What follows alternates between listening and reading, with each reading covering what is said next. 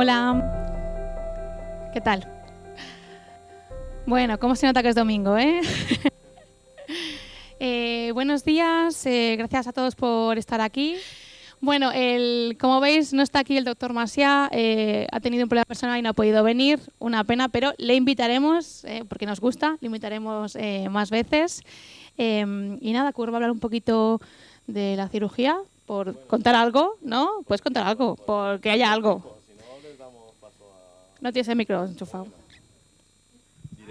Paso directamente. Pasamos, vale. Pues bueno, vamos a...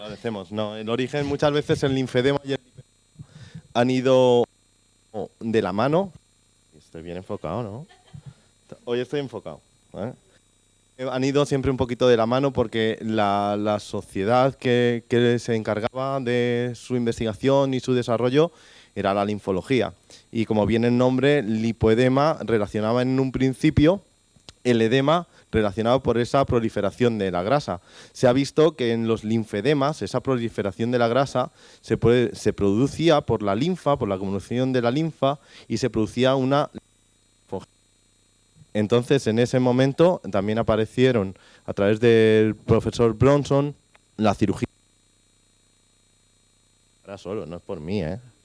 La liposucción linfática selectiva, que tiene una técnica en 360, y de ahí también pues tuvo que ser algo de inspiración para las liposucciones de lipedema.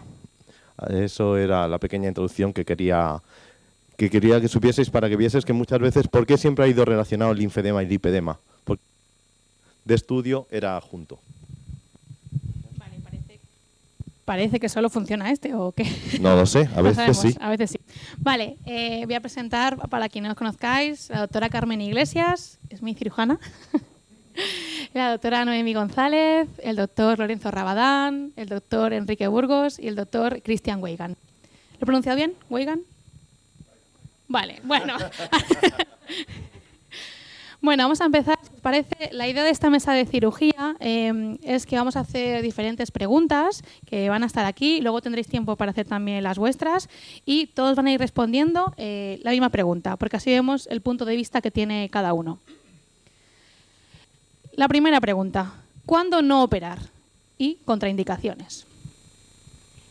Hola, buenos días a todos. Vale, gracias por invitarme. ¿Cuándo no operar? ¿Cuándo no operar? Es una pregunta difícil. La primera de las causas de no operar es que existan contraindicaciones médicas asociadas que impidan el que se pueda operar por patología concomitante o por lo que fuera. Y para el resto de las pacientes... ¿Que no se oye o qué? No. O sea, es el de... Yo creo que es este, el de curvo. Te da el bueno ahora. Y cuándo no operar en pacientes sanas y sin patología, pues la verdad es que cuándo no operar, pues yo creo que lo que hay es que preguntarse cómo operar, pero y cuándo operar según el momento de rehabilitación, de tratamiento conservador, de dieta y demás que haya que hacer. A mí me gusta dividir las pacientes que tienen lipedema en aquellas que tienen un índice de masa corporal elevado y las que no, porque muchas veces lo primero que hay que hacer es solucionar esos índices de masa corporal desmedidos y después ya decidir operar el lipedema. Pero por lo demás también es importante hacer un estudio vascular para ver si tiene alguna patología venosa asociada o no. Si es así, tratar primero la patología venosa y después el lipedema, y por lo demás, nada más. Sí.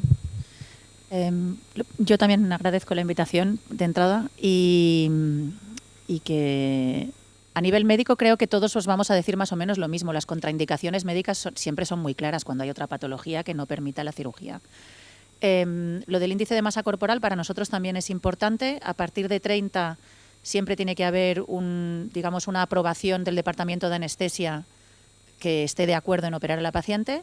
No es una contraindicación, pero yo, por ejemplo, informo a las pacientes que ellas mismas aceptan que tienen un riesgo mucho más elevado que una paciente en un índice sano. El índice de masa corporal no está solo relacionado O sea, en el caso del lipedema sabemos que no es siempre obesidad, que a veces son las extremidades lo que pesa, pero aumenta el riesgo de la cirugía, con lo cual yo, por ejemplo, uno de los trucos es, o de las cosas que hacemos, si la paciente tiene mucho interés en operarse sí o sí porque quiere empezar y está motivada y ha hecho tratamiento conservador, pero no ha conseguido bajar ese peso, es empezar por los brazos porque es lo que tiene menos riesgo a la hora del posoperatorio.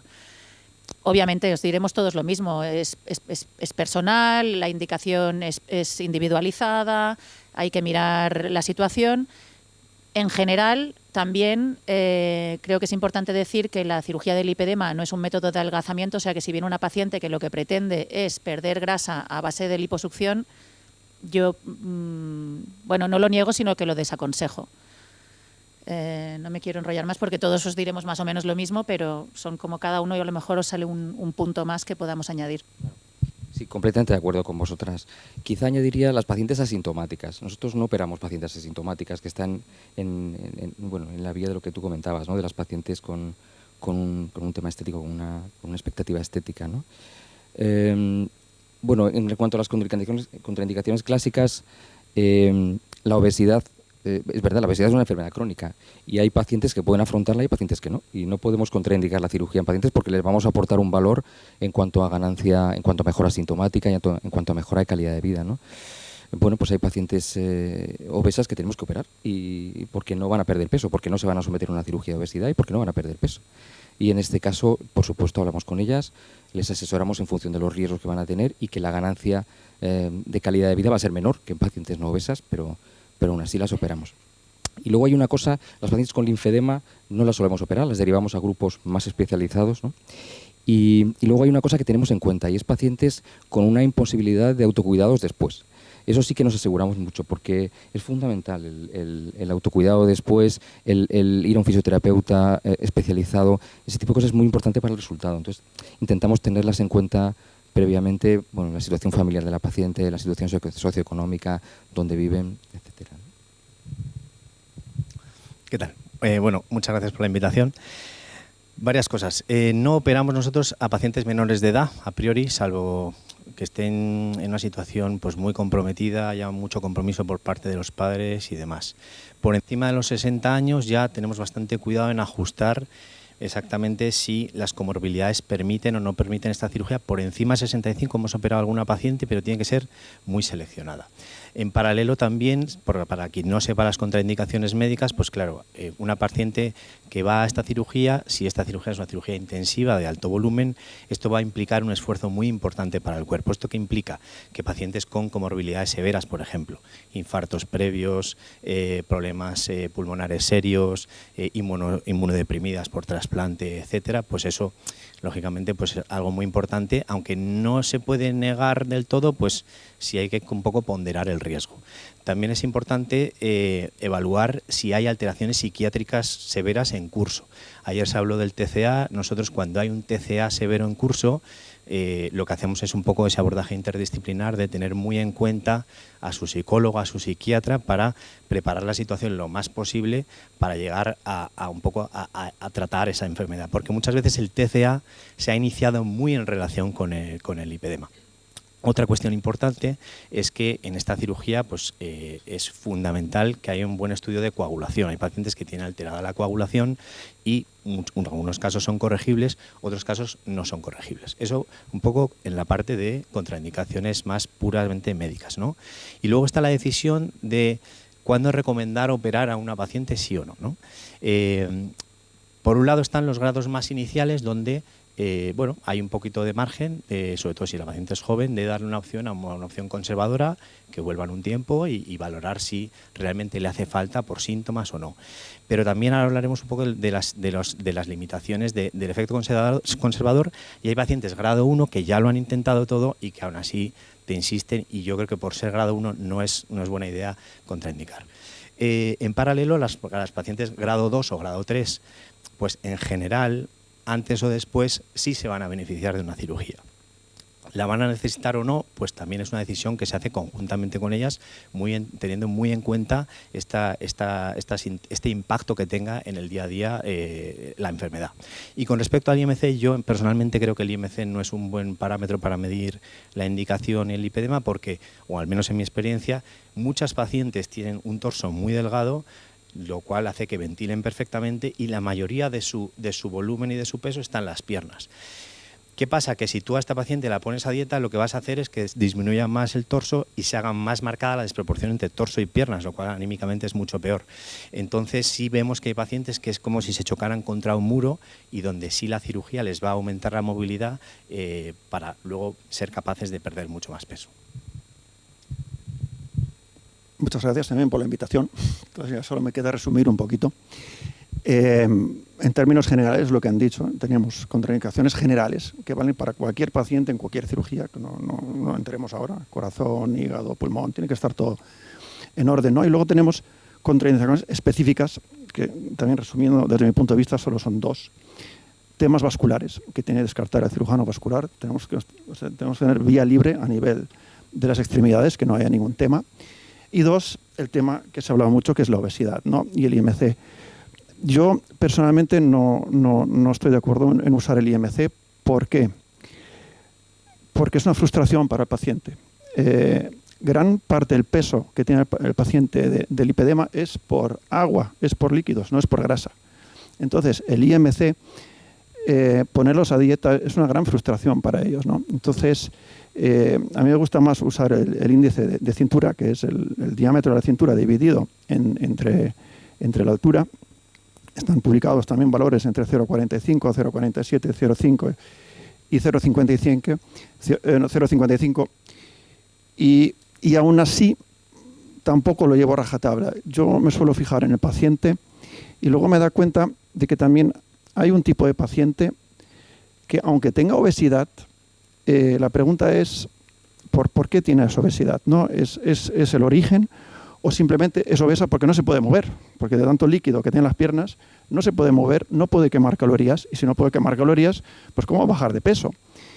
Entonces, yo sí opero en ocasiones a pacientes con obesidad con tal de ayudarles a movilizarse mejor, y funciona bastante bien.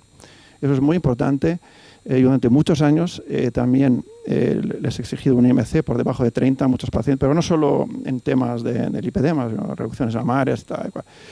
Y me he dado cuenta de que no siempre es lo correcto. Y luego, en cuanto a la edad, también estoy de acuerdo. Pero solo un ejemplo, el otro día operé a una señora de 80 años.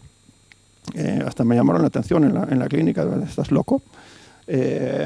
Fenomenal, estaba bien diagnosticada, no tenía ninguna enfermedad concomitante, tenía una hemoglobina de 14 de salida.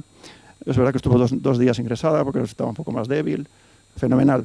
Por eso digo que todo... O sea, cada paciente hay que verlo como todo lo que dijeron ayer, ¿no? Hay que verlo, cada paciente es un mundo, hay que analizarlo, hay que estudiarlo y ya está, un poco. Muy interesante lo de la paciente de 80 años. Vale, y ahora, ¿cuándo sí se recomienda la cirugía? Sí o sí, cuando llega la paciente y decís, esta es que tiene que operarse sí o sí. Pues para nosotros, operarse sí o sí te obedece a 2 criterios. Por una parte, el dolor y por otra parte, el criterio estético. Y ambos criterios son igual de saludables para las pacientes. El dolor, la liposucción es la mejor manera de quitar ese dolor en una paciente que ya lleva un tratamiento conservador adecuado. Y para mí la estética en pacientes asintomáticos es también una causa suficiente para poder operarle. Por dónde empezar, en cuántas cirugías y demás va a depender de esa paciente en concreto. Porque es cierto que nosotros también operamos a pacientes muy mayores, a pacientes con comorbilidades incluso, pero tienen que estar bien tratadas y bien estudiadas por quien corresponda. Y siempre dentro de su margen de seguridad. No es tan importante decir yo no opero índices de masa corporal de más de no sé qué, sino cómo operas a esos índices de masa corporal. Igual los tienes que hacer en más tiempo, tienes que ser más prudente, tienes que ingresarlos más, tienes que estar más pendiente. Pero yo creo que las 2 causas principales de operar son el dolor y la deformidad, y ambas son por iguales importantes. Yo diría también dos cosas. Uno, operar sí o sí cuando la paciente quiere, pero eso no quiere. Claro, si una paciente, aunque no tenga dolor, para nosotros tampoco, si es solamente, como tú dices, la estética, porque le molesta su aspecto o porque no le caben las botas, o si es porque le molesta el caminar y hacer ejercicio y se siente muy pesada, o porque está harta de cargar con esas piernas hace 30 años. O sea, si la paciente se quiere operar, es un criterio para operar, pero no bajo cualquier premisa. O sea, hay que llegar a unas condiciones. Si tú te quieres operar, me parece bien, pero, y se puede hacer todo, yo siempre lo digo, poder se puede. Ahora, no voy a poner nunca en riesgo la salud de la paciente por una voluntad solamente. Y la otra en la que, en el caso en el que nosotros operaríamos siempre, que no es sí o sí, porque el sí o sí no existe. Si la paciente quiere, pues sí, pero no es obligatorio operarse nunca. Pero si la calidad de vida ha bajado tanto que está impidiendo que esa persona lleve una vida normal, pueda moverse, está perdiendo salud, entonces recomendamos operar. Pero no es yo jamás le he dicho a nadie, si no te operas esto acabará mal, por ejemplo. Yo en tu lugar haría esto, esto y esto, y luego hacemos la cirugía y con eso descargamos lo que te está molestando. Completamente de acuerdo. Explicaros una situación. Nosotros hablamos del peso de la paciente porque en la mayor parte de las guías de tratamiento contraindican el operar pacientes obesas por encima de 40 de índice de masa corporal o por encima de 130 kilos. Pero veis que estos criterios están en continua revisión porque la mejora la ganancia de calidad de vida es muy importante, ¿no? En cuanto a las indicaciones para operar, completamente de acuerdo. Insistir en que la paciente se quiera operar. O sea, esto es muy importante. Y yo os cuento una cosa personal. O sea, yo operé a mi mujer en diciembre del año pasado. Y con mi mujer cometimos un error y es que no vio pacientes operados. O sea, no tuvo el flujo dentro de la unidad que tienen el resto. Pues vino de recomendadita. Normalmente las pacientes, claro, o sea, nosotros tenemos la unidad en nuestra sala de trabajo, que si queréis verla está arriba. Tenemos 5 gabinetes, están Curro y su equipo trabajando y salas polivalentes en las que estamos nosotros, los nutricionistas. Y las pacientes tienen contacto con pacientes que ya se han operado, con pacientes que están tratándose, con pacientes que van a operarse, con pacientes de reciente diagnóstico, tienen contacto con pacientes con lipedema y entienden claramente lo que es el posoperatorio. Eso es una cosa que mi mujer no vio y la comunicación en casa os aseguro que fue tremendamente difícil las 4 semanas siguientes a la cirugía. Tremendamente difícil. Es decir, hay que tener una conversación sosegada con las pacientes, hay que tener una expectativa realista, hay que ser absolutamente honesto con lo que es el posoperatorio, hay que estar acostumbrado a los autocuidados que vas a necesitar y a partir de ahí, es decir, si la paciente quiere y de verdad es consciente de las cosas, operarla, ¿no? Si no, nos llevaremos algún disgusto. Bueno, yo creo que la clave principal es la relación entre beneficio y riesgo. Es decir, la paciente puede querer, pero si el riesgo supera el beneficio, es una labor del cirujano ser muy directo en decir yo creo que esto no es una buena idea. Y esto no sienta bien en general. Cuando tu cirujano te está diciendo que de inicio no es buena idea operar, pues también hay que pensar que eso te lo está pudiendo decir principalmente por tu seguridad. Entonces, que la decisión de cirugía pues tiene que ser una decisión sosegada. Es decir, en este mundo del lipedema donde las pacientes muchas veces han descubierto su enfermedad en los 3 meses anteriores de acudir a la consulta a un cirujano, pues hay una cierta prisa o una cierta ansiedad. O nosotros recibimos pacientes extranjeras que vienen con ¿cuándo me operas? Mañana, pasado. Entonces hay una no conciencia de que esto requiere por una preparación de cara a la cirugía y también una preparación interior, una preparación mental de cara a saber lo que va a pasar. Porque una cirugía de lipedema bien hecha y con ambición de que sea un tratamiento a largo plazo, es una cirugía que tiene un posoperatorio que es duro y esto no se puede negar, ni se puede minimizar, ni se puede esconder. Entonces, a las pacientes tienen que ser conscientes de esa intensidad del posoperatorio, ¿vale? Entonces, es muy importante que lleven una trayectoria de haber visto casos. Es verdad que ahora cada vez hay más información, cada vez hay más pacientes que pues, de forma muy voluntariosa han compartido sus experiencias desde cero hasta el final con todo lo que implica y la paciente tiene que saber a lo que se enfrenta. Yo muchas veces no recomiendo, te recomiendo que te operes, no. Yo lo que hago es expongo los beneficios y riesgos y que es la paciente en conjunto la que tiene que tomar esa decisión. Y tiene que ser una decisión sin ningún tipo de presión, ni por nuestra parte, ni por parte de su entorno, sino que ella tiene que evaluar qué implica el lipedema en su día a día, cómo le está afectando y en qué medida la podemos ayudar.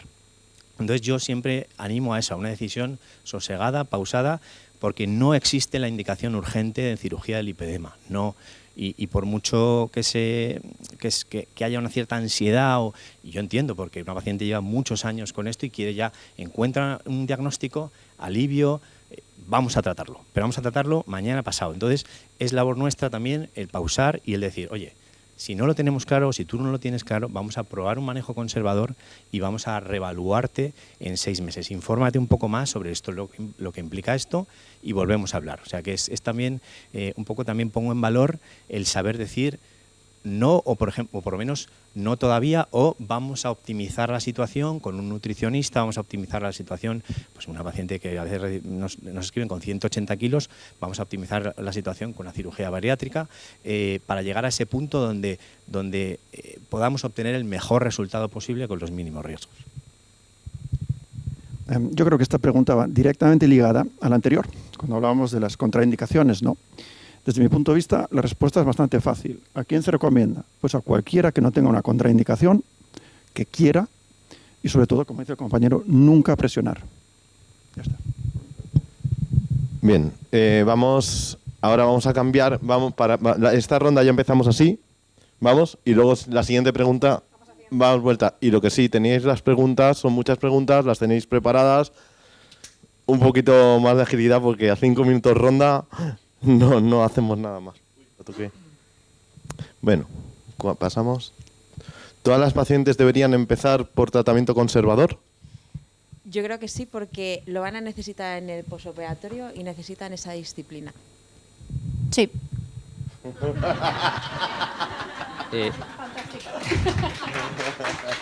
Nos ha pedido rapidez. Bueno, sí, por varios motivos. Primero, el lipedema va a estar en su mejor punto si han recibido un tratamiento preoperatorio. Va a haber cambios en el estilo de vida de la paciente, con lo cual su nivel de riesgo, su estado de salud va a ser el mejor posible.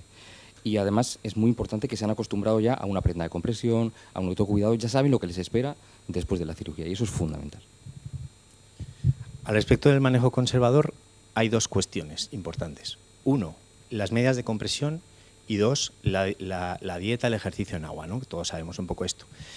Entonces, dieta, en vez de hablar de dieta, suelo hablar de forma de alimentarse antiinflamatoria, porque dieta tiene una connotación un poquito negativa, ¿no? La nutrición antiinflamatoria y el uso de deporte en agua o evitar deportes de alto impacto, pero esto no está prohibido, porque está prohibido hacer, no está prohibido, pero sabemos que los deportes en agua sí tienen muchos beneficios. Eso debe hacerse desde un primer momento y mantenerse después de la cirugía. Yo siempre hablo de que hay que aprovechar el impulso que da la cirugía para mantener esto en el tiempo. Eso por un lado. Segundo, la compresión. La compresión está muy bien, pero hay que ser realistas también. Nosotros recibimos muchas pacientes de Latinoamérica, muchas pacientes de Oriente Medio y recientemente bastantes pacientes de Australia. Dile tú a una paciente cuyo ambiente está a 45 o 50 grados gran parte del año, que con 20 años lleve 30 o 40 años las medias de compresión. Claro, te miran como diciendo, tú es que estás loco. Entonces, las medidas de compresión tienen un efecto, pero son muy incómodas. O sea, yo me he puesto unas medidas de compresión que me hizo una ortopedia y bueno, acabé despellejado y me la puse una vez. Entonces, las medidas de compresión están muy bien, pero hay que ver si son sostenibles en el tiempo. Un factor es el clima y otro factor es la edad. Entonces, a una paciente de grado intermedio avanzado con mucho dolor, pues sí hay que recomendarle las medias, pero hay que saber eso, porque yo he hecho mucho eso. Oye, te veo en 2018, te mando medidas de compresión, este año te vuelvo a ver, no aguanto más. Estas medidas no hay quien las lleve, no es funcional, cada vez que me voy de vacaciones y además hacen más falta cuanto más calor hace, es decir, el calor aumenta mucho los síntomas y hace que sean más necesarias. Por lo Enrique, tanto, ve cortando. Bueno, voy a intentar hacerlo breve también. Pienso que sí, es importante para que el paciente se sienta bien, pero no es condición sine qua non para una cirugía, muy importante. Es decir, la cirugía no va a ser ni mejor ni peor, porque haya llevado medias antes. Entonces, ya, resumo. Gracias. Vale. Vale, esto es muy importante. ¿Trabajáis con un equipo multidisciplinar para el tratamiento del lipedema? Sí, pues nosotros sí. Nosotros estamos, pues yo estoy integrado en la clínica Ruber y bueno, pues trabajo con internistas, con endocrinos, sobre todo con cirujanos vasculares, y después de la cirugía, bueno, pues refiero básicamente a curro, según si vienen de lejos a otros sitios, pero es fundamental, es súper fundamental. O sea, un cirujano, por lo menos yo no sé, yo no soy capaz de abarcarlo todo, o sea, ni intelectualmente, ni físicamente, ni por el tiempo, ¿no? Entonces lo considero muy, muy, muy importante. A cortar. Es fundamental apoyarte en gente que confías. Esto es muy importante. ¿Qué pasa con nuestro caso? Que es un poco peculiar, que el 70% de las pacientes que operamos son de fuera de España y el 20% son de otros continentes. Entonces, a veces es complicado el tener un contacto muy estrecho con los profesionales que las tratan en su lugar de origen.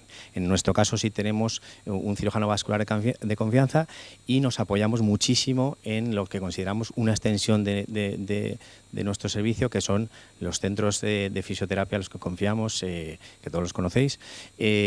Yo creo que es fundamental que el cirujano se implique en todos los aspectos y también, sobre todo en aquellos casos más complejos, donde ya hay una afectación, por ejemplo, hematológica, donde hay que contar con el hematólogo para cuadrar la heparina antes y después. Hay que ver si hay un tratamiento psiquiátrico en curso. Bueno, me voy a cortar. ¿La siguiente? Sí. Claro. Bueno, yo hice una presentación ayer básicamente en este sentido. Yo provengo de la sanidad pública y el ejercicio moderno de la medicina tiene que ser en unidades multidisciplinares. Eso es calidad máxima para todas las pacientes y es calidad uniforme. Y creo que hoy, sinceramente, no hay otra manera de ejercer la medicina.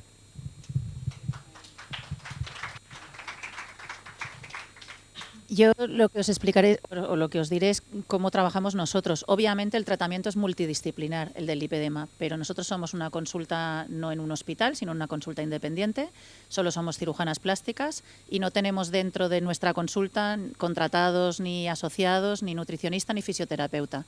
Lo que sí tenemos es en el área de Barcelona donde trabajamos las direcciones de fisioterapeutas especializados, nutricionistas especializados, vasculares especializados, que recomendamos cada vez que hago un informe a las pacientes, diferentes direcciones, para que cada cual elija el que más le guste, el que esté más cerca, el que sea más económico, el que le entre por la mutua o lo que sea. Y siempre, digamos que ofrecemos el que si cualquiera de sus médicos o sanitarios tratantes no sabe del tema o tiene cualquier duda, nos pueden llamar antes y después de la cirugía y podemos estar en contacto. Sí, yo trabajo en un equipo multidisciplinar. Como bien dice Lorenzo, creo que es la mejor manera de ejercer la medicina en estos momentos y creo que el equipo lo tiene que formar casi cualquier especialidad médico-quirúrgica, porque son personas que pueden tener cualquier tipo de patología asociada y en concreto en este aspecto pues mínimo cirugía vascular, endocrino y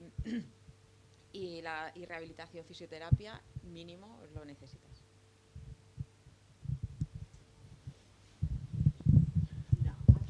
Venga, está buena. Era de aquí para allá, de allá para acá. Bueno, da igual. ¿Qué técnica quirúrgica es mejor para el lipedema y por qué? Bueno, es un tema muy delicado. Porque para saber cuál es la mejor técnica hay que haberlas usadas todas. Y hay muchas, muchísimas. Y cada uno de estos cacharros, disculpa la palabra, cuestan un dineral. Entonces, cuando se habla de cuál es la mejor técnica, cuál es el mejor equipo, es como decir cuál es el mejor coche.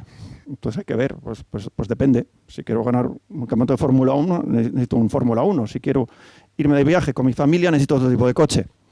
Y si quiero un 4x4 para ir por el campo, pues necesito un 4x4. Entonces aquí, ahora mismo la técnica más habitual es la WAL, ¿vale? Está claro.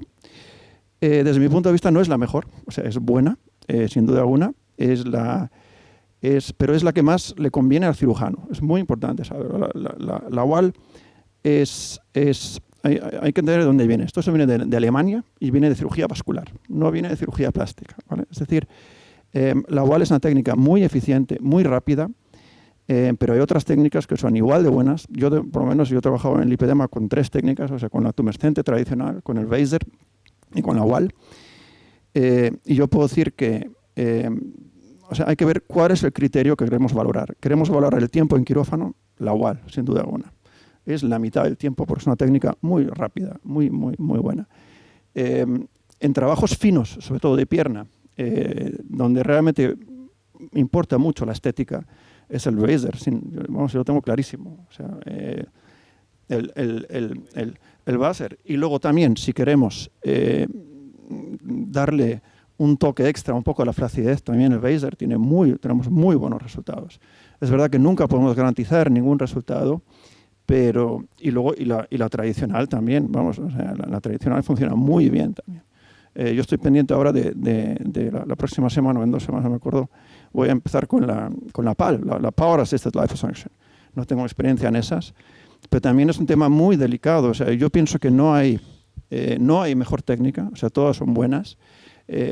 A nivel de quitar el lipedema, todas son igual de buenas, eso sí quiero insistirlo. O sea, no hay ninguna técnica que destaque ahora mismo.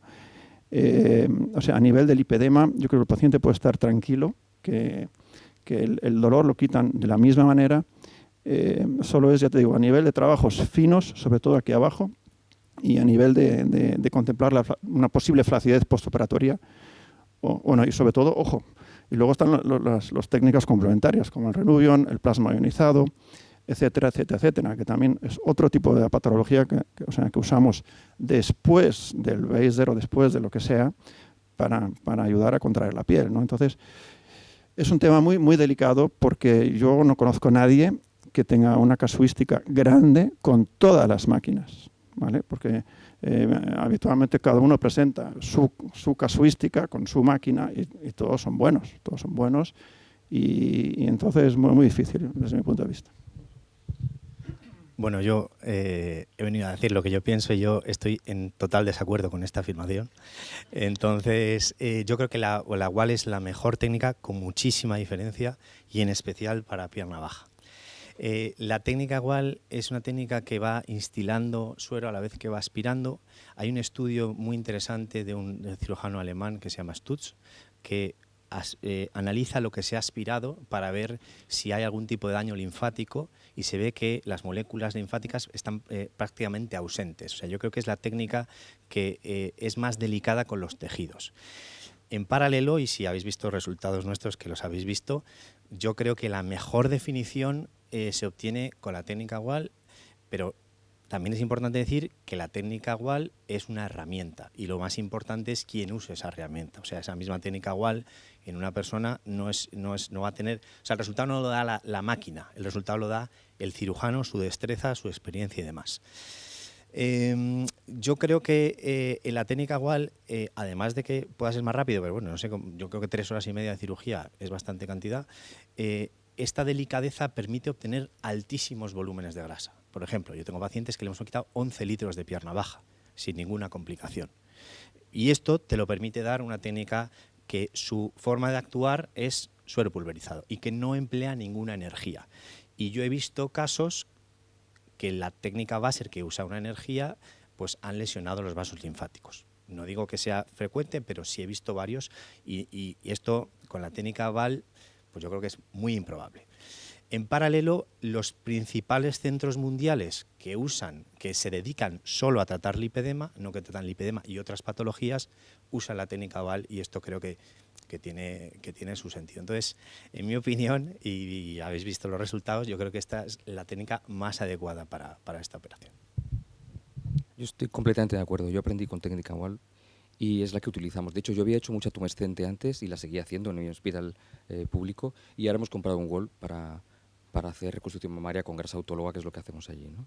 Creo que sirve para cirugías pequeñas y cirugías grandes, es muy respetuoso con los tejidos, es muy rápido y eso tiene mucha relación con las complicaciones intra y posoperatorias. Yo creo que es el sistema ideal. Yo os resumiré esta y me salto la siguiente pregunta que viene luego, que es si es importante la experiencia. Realmente la técnica quirúrgica creo que no os interesa tanto, porque habría que explicaros los parámetros, la medicina, la fisiología, el no sé qué y no sé cuántos. Lo que os interesa a todos los pacientes es saber si tu cirujano está a gusto y tiene experiencia con cualquier técnica que esté utilizando. Entonces, lo que cuenta no es qué máquina va a utilizar, sino su experiencia. Y la experiencia, que luego viene otra pregunta a este respecto, lo importante es que el cirujano que opere un lipedema sepa de su patología, sepa de la fisiopatología, sepa las consecuencias que puede tener, sepa cuáles son los problemas de la paciente antes y después, y que elija la técnica con la que él sabe que puede, o ella sabe, espero que entendáis que él y ella estamos al mismo nivel, con el que sepamos calibrar o evaluar los resultados que vamos a obtener. Yo soy súper fan del Wall y a mí me encanta y sé lo que voy a conseguir con cada cirugía con esta máquina. Las otras que he probado a mí no me han llenado lo mismo, pero es más importante quien lo usa que la máquina. Pues para mí es muy importante deciros que la técnica quirúrgica no es el aparato que se usa, ¿vale? Lo importante en el lipedema no es qué aparato usamos, porque como bien decían mis compañeros, hay muchos aparatos, cada uno invierte en el que puede y muchos de los motivos pueden ser simplemente la comodidad del cirujano. Pero lo que sí que es importante es la técnica, es cómo haces la liposucción, en qué planos la haces, con qué cánulas la haces, a través de qué abordajes las haces, cómo vas a que si vas a utilizar técnicas accesorias o no, porque cada día estamos utilizando más técnicas accesorias y no pasa nada. Nosotros tenemos Body Tight, lo usamos muchísimo y retrae la piel bien. A mí me gusta el vibro porque me siento muy cómoda con el vibro. Yo he probado, no tengo casuísticas largas con muchos liposuctores, pero por el sitio por el que trabajo tengo la oportunidad de probar muchos liposuctores y al final lo que te das cuenta es que el liposuctor es una máquina, es un aspirador. Con alguna cosita que unos vibran, otros dan aire, otros dan agua. El BAL tiene la ventaja de que infiltras y sacas a la vez, pero te retrae menos que un PAL. Son máquinas. Lo importante no son las máquinas, es con qué cánula haces la liposucción, en qué planos, desde qué abordajes, con qué tratamiento, de qué manera. Y eso es la técnica quirúrgica. Yo quiero aportar que no solo es, como paciente, ¿vale? No solo es lo que es la técnica, ¿no? Quirúrgica, sino las manos del cirujano, que tiene que tener experiencia, ¿vale? No vale cualquier cirujano. Tiene que saber del lipedema y tiene que saber utilizar bien una técnica, ¿vale? Entonces, es importante que no vale que cualquiera se suba al carro del lipedema, sino que tiene que ser, pues lo más importante son las manos del cirujano y no la técnica. Yo voy a hablar desde la fisioterapia. Creo que también la maestría sobre la técnica es importante y el conocimiento de la tecnología. Por ejemplo, tanto hablan del láser, el controlar la cantidad de energía es muy interesante, porque sí, gente que hace unas marcas abdominales trabajan a una energía porque lo precisan, pero ellos tienen la maestría de utilizar otro tipo de energía, son conscientes de que no quieren hacer un daño a un tejido. Y realmente yo tengo la suerte de tratar pacientes de casi todos los cirujanos que hay aquí, menos de Noemí, porque no te tengo, ¿vale? Y al final te encuentras lo que se tiene que aprender, que decía también Alba. Hay una curva de aprendizaje para todo, ¿sabes? No es decir, acabas de empezar a operar lipedema porque te interesa, no puedes, porque como no tienes ninguna experiencia, entonces nadie de los que están aquí sentados nunca operaría. Igual pasa en la fisioterapia, igual pasa en la enfermería. Entonces esa curva de aprendizaje, pues es lo que a ellos les ha hecho expertos y son maestros en ello.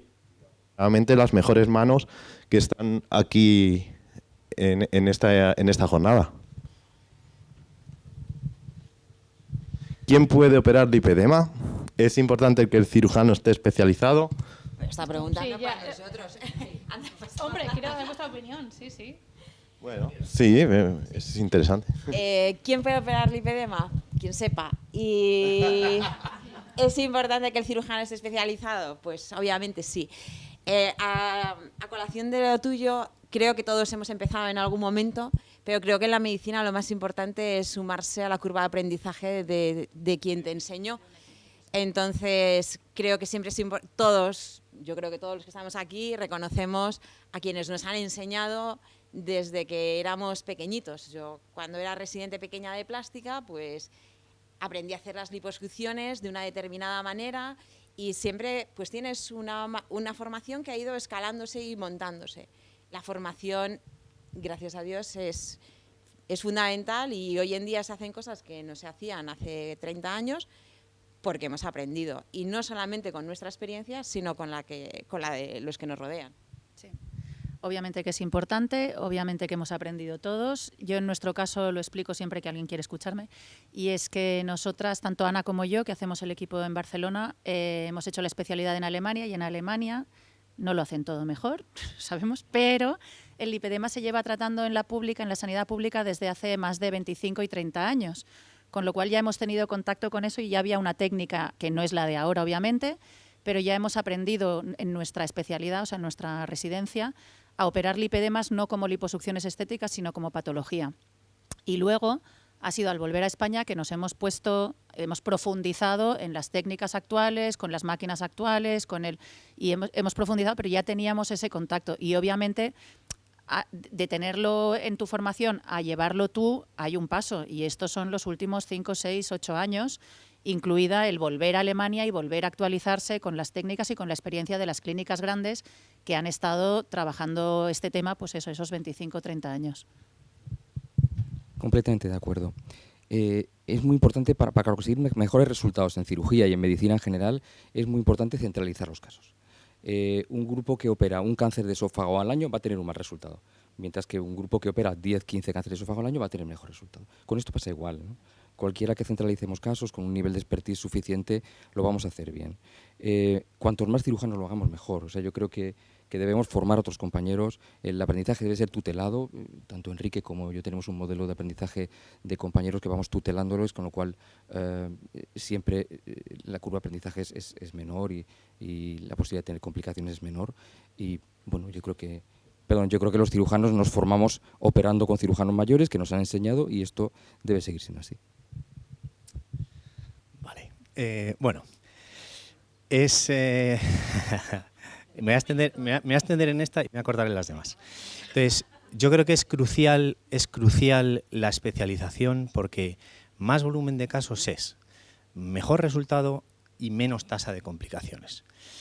Está un volumen intermedio, está un volumen alto y está un volumen muy, muy alto, ¿no? Que yo lo que creo que hay que también es diferenciar la especialización de la superespecialización. Es decir, uno no puede estar especializado en todo. Es decir, si un cirujano opera mamas un día, abdomen otro, párpados otro y algún día lipedema, la cantidad de exposición que va a tener a solo casos de lipedema va a ser mucho menor que una persona que todos los días de su vida profesional se dedique a tratar lipedema. Con respecto a esto de la especialización, os voy a dar un dato. El 1 de enero de 2019, en el directorio de Adalipe había 5 grupos o 5 equipos. Estaba el Ana Torres, estaba el de Carmen Iglesias, el mío, el del doctor Macià y el del doctor Caballeira, me parece. A día de hoy, si uno se mete en Google y pone especialista en lipedema, salen 25 especialistas en lipedema. Y aquí hay una cuestión, y es que los médicos tenemos una presunción de veracidad. Es decir, si yo en Oviedo abro una unidad, la llamo la unidad del lipedema, y digo que estoy especializado en lipedema, y lo anuncio así, pues se da por hecho que es así cuando puede ser que no sea así. Y la mayoría de esas 25 unidades, equipos que aparecen mencionando que son especialistas en lipedema, llevan menos de 1 año y medio operándolo, o menos de 1 año y medio como unidad. Es por eso que es una labor de investigación la que tiene que hacer la paciente. Está bien que surjan y aparezcan nuevos equipos, está bien que se vayan formando más personas, eso está bien, pero para una decisión tan importante como en quién poner tu vida, literalmente, y tus resultados, es crucial saber cuánta experiencia y trayectoria tiene. Es decir, esto es un equipo que lleva 1 año y medio, 2 trabajando esto, es un equipo que lleva más trayectoria, porque esto es muy importante de cara a los casos más complejos. Y esto no se puede predecir. Tú vas a una cirugía, crees que un caso va a ser fácil, de repente está como esto, duro, pétreo. Entonces, en esas situaciones donde se nota quién tiene trayectoria y experiencia y quién lleva menos bagaje. Eso es muy importante. Entonces, la paciente, una de las preguntas que tiene que hacer es: ¿usted opera esto? Sí, pero ¿desde cuándo opera esto? ¿Y desde cuándo opera solo esto? ¿Y esto lo opera porque aquí está un poquito de grasa aquí para rellenar mamas? ¿O esto lo opera para tratar el lipedema? Entonces, es muy importante que la paciente, y esto hoy hablamos de 25, seguramente en 5 años hablemos de 100 centros que estén especializados en lipedema, pero insisto en dudar de esa especialización en lipedema porque no hay una especialidad como tal que uno apruebe y demás, sino que uno se pone la etiqueta de especialista en lipedema y lo es, o parece que lo es. Entonces, esa labor es muy importante. Y luego otra cosa muy importante es ver la trayectoria de sus casos y de sus resultados. Es decir, es muy importante que la paciente investigue cómo han sido esos resultados, cuál ha sido la tasa de complicaciones y cuál es el volumen quirúrgico del cirujano. Pues nada, voy a intentar ser breve también. Yo pienso que cualquiera que tenga experiencia y sepa hacerlo, pues puede operar, ¿no? La pregunta, ¿quién? Especializado, por supuesto, hay que saber hacerlo. Y no puedo estar más de acuerdo con lo que han dicho antes. O sea, las manos están por encima de la técnica. Al final hay que saber hacerlo. La técnica es secundaria. Enrique, ahora te toca hablar menos, ¿eh? Vale, esto es un poco, ¿desde cuándo conocéis? La gente queremos conoceros, queremos saber dónde os habéis formado y queremos saber desde cuándo conocéis y operáis el lipedema. Contadnos. Bueno, yo personalmente, conocer como nombre, porque tengo que ser humilde, conocerlo como nombre, lo conozco desde el año 2018, pero es verdad que nosotros, vamos, yo hago muchísimas liposucciones, sobre todo liposucciones, y siempre he tenido pacientes de estos, pero no venían, doctor, tengo lipedema, doctor, tengo dolor, sino que, doctor, tengo las piernas, pues a ver qué podemos hacer, que si los tobillos, que si tal, cual. Y los operábamos, pero evidentemente sin entrar en... Y si alguien me decía, oiga, doctor, es que tengo dolor, además, o sea, equivocadamente les decía, mira, pues el dolor, pues no te lo voy a curar, porque realmente hasta el 2018... Y entonces, bueno, pues yo también soy alemán, yo me he formado en Alemania y tengo pues muchos tentáculos ahí, muchos vínculos. Y entonces, pues nada, esto pues principalmente viene de Alemania, pues entonces, pues nada, pues te vas informando y nada, y así empecé, pues poquito a poco. Fui a Alemania a ver un compañero que tengo, que es uno de los impulsores de esto, y esto es más o menos, no sé qué más pone ahí, sí, y pues más o menos. Rápido porque me da un poco de tiempo. Vamos a ver, yo la enfermedad la conozco desde 2012 y desde 2017 toda mi vida profesional, menos 2 bajas de paternidad que he tenido, todos los días he estado viendo, sin excepción, pacientes de lipedema y operando pacientes de lipedema. En nuestro equipo Lipemedical evaluamos 2.500 casos al año, evaluamos y tratamos porque pautamos tratamiento conservador, lo que nos hace, yo creo que de los 5 o 10 centros de más volumen a nivel mundial. Recibimos pacientes este año de más de 45 países y esta trayectoria yo creo que es crucial, como he dicho, para el tema de los resultados. Eso hace también que recibamos muchos casos de revisiones, pacientes que han tenido un resultado insuficiente y necesitan pues, o quitar más volumen o poner más volumen, que ha pasado. Y en nuestro caso pues operamos en torno a unos 800 casos al año, lo cual hace que semanas operamos a lo mejor 25 o 30 casos, lo que hace que este número de casos sea lo que otros operan a lo mejor en 6 meses, en un año. Entonces, esta es desde cuando yo llevo dedicado a esto, yo creo que hasta donde yo sé, soy el único o el casi único que se dedica solo a esto y a ninguna otra cosa más que no sea lipedema, y así hemos tratado de en redes, medios, Instagram y demás, hablar desde el principio, desde cuando nosotros empezamos, que éramos pocos, hablar de esto como una enfermedad. Bueno, yo llevo trabajando con Curro Millán, que es amigo mío personal, los últimos 10 años y realmente operando lipedema los últimos 3 años. Yo particularmente, o sea, Ana, no sé deciros porque hizo la especialidad en otra ciudad, pero yo empecé en el 2000, estaba contando ahora, creo que era 2001, 2002 en Berlín, con el doctor Uwe Gaeta a operar lipedemas como patología, con esta técnica específica. Es verdad que en el resto de la cirugía, de la especialidad en cirugía plástica, no han habido siempre la misma cantidad, pero Uwe Gaeta era un experto en grasa y en estas patologías. Y desde el 2017, aunque llevo más tiempo trabajando con Ana Torres, desde el 2017 un poco asumí yo yo con Ana, pero digamos dentro del equipo de Ana Torres, que hay más cirujanas plásticas, entre ella y yo llevamos la unidad de lipedema. Con un par de formaciones extras y de stages con el Dr. Heck en Alemania, que es una de las clínicas más grandes con más experiencia en lipedema. y los últimos, pues no sé qué son, 4, 5, 6 años haciéndolo regularmente. No sé deciros números porque yo no me encargo de esto en la consulta, pero bueno, esto es. Pues yo soy la más vieja de todos. Bueno, no sé. No sé.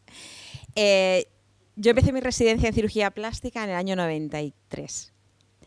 En ese año yo soy de Bilbao, hice la residencia en Bilbao y en ese año hicimos allí una reunión de la Sociedad Vasco-Riojano, Navarra Riojano-Aragonesa, o sea, una sociedad del norte de cirujanos plásticos del norte de España, y allí apareció como invitado un doctor, que es el doctor Chamosa, que es un cirujano plástico de Madrid, hablando de la grasa dolorosa de los tobillos de algunas pacientes.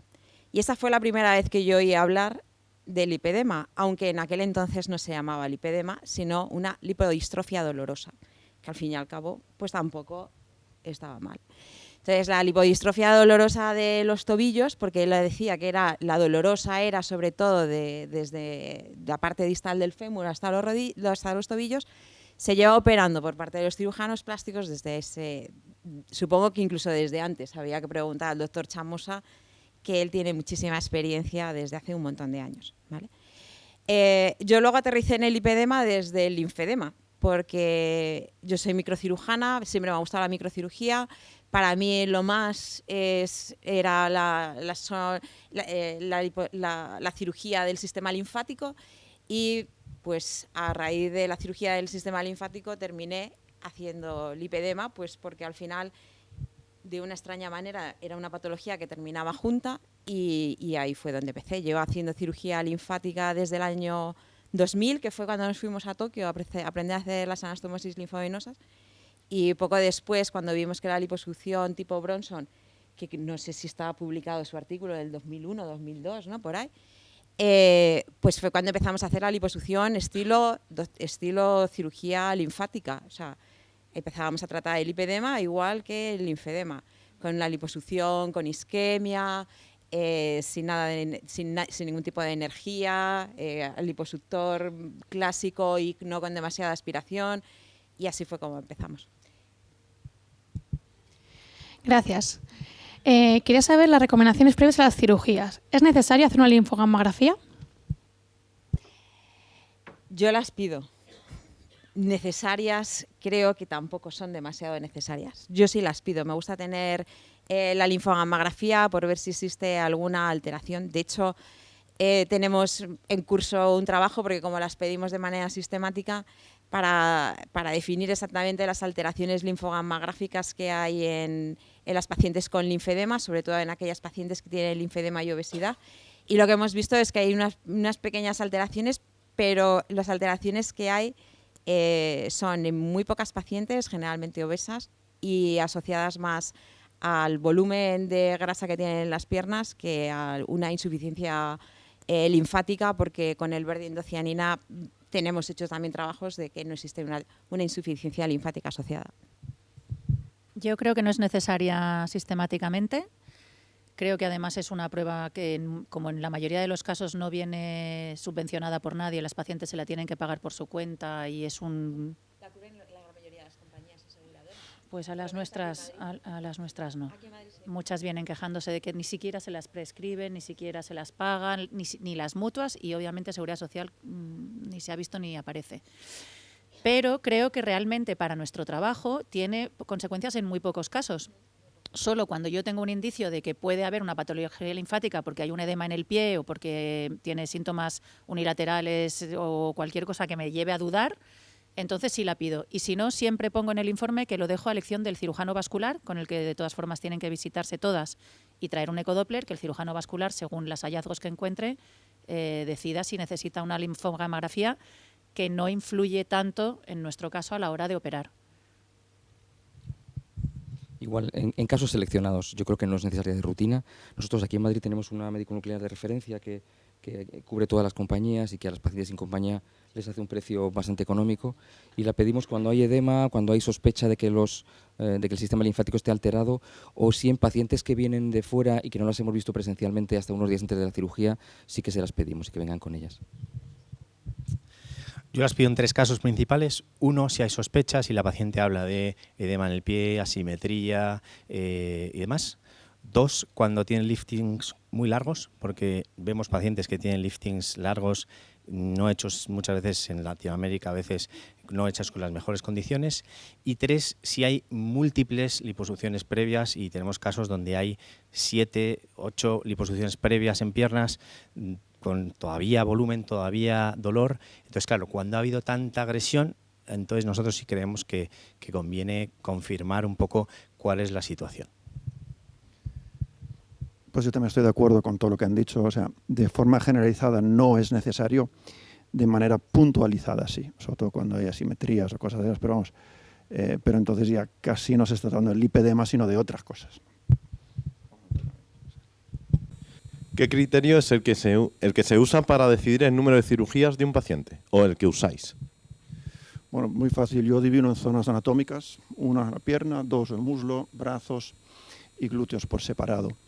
Generalmente, insisto en que sea así, puntualmente puedo ceder a que se combinen, pero es muy fácil. Es por un tema de seguridad. No hay que subestimar el sangrado que producen esas cirugías. No suelen ser peligrosas, pero la suma de pequeños sangrados al final pasa factura, y combinar más de una se puede. Yo ahora tengo programada una, que le voy a hacer muslos y piernas en una, pero de manera generalizada intento llevar al paciente de 1 en 1. Es más seguro para el paciente y hay que tenerlo muy claro, es mucho más seguro para el paciente. Vale. No es por nuestra comodidad. Vamos concretando más, ¿vale? Es que vamos ya El más. criterio es Sí. breve, como he prometido, obtener el mejor resultado posible con los mínimos riesgos. Y esto lo que hace es que hay que adaptarlo. Ahora hay una pregunta si se hacen piernas completas, hablo sobre eso, pero el criterio es obtener el mejor resultado posible a muy largo plazo. No que el resultado valga para 2, 3 años, sino que sea a futuro. No sé si son 15, 20, 40 años, pero un resultado a futuro. Yo creo que no hay café para todos. Creo que hay que personalizar. Nosotros lo hacemos en el equipo en completo, junto con nuestro anestesista y junto con nuestros fisioterapeutas, y teniendo en cuenta lo que quiere la paciente, ¿no? Y personalizamos cada caso por separado. Yo insisto que el número de cirugías depende de la cantidad de grasa que podamos sacar en una cirugía y del tiempo de la cirugía. Entre un 8 y un 9% como máximo del peso corporal total y máximo 4 horas de quirófano. Si llegamos a mucho en ese tiempo, bien, si no, a la siguiente. Yo creo que lo que habéis dicho vosotros dos, que personalizamos y siempre con los parámetros de seguridad, de tiempo y volumen.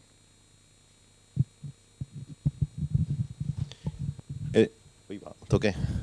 Otra vez. La pregunta de piernas completas, ¿no? Sí. ¿Es operar piernas completas en una operación, piernas y brazos en la misma cirugía?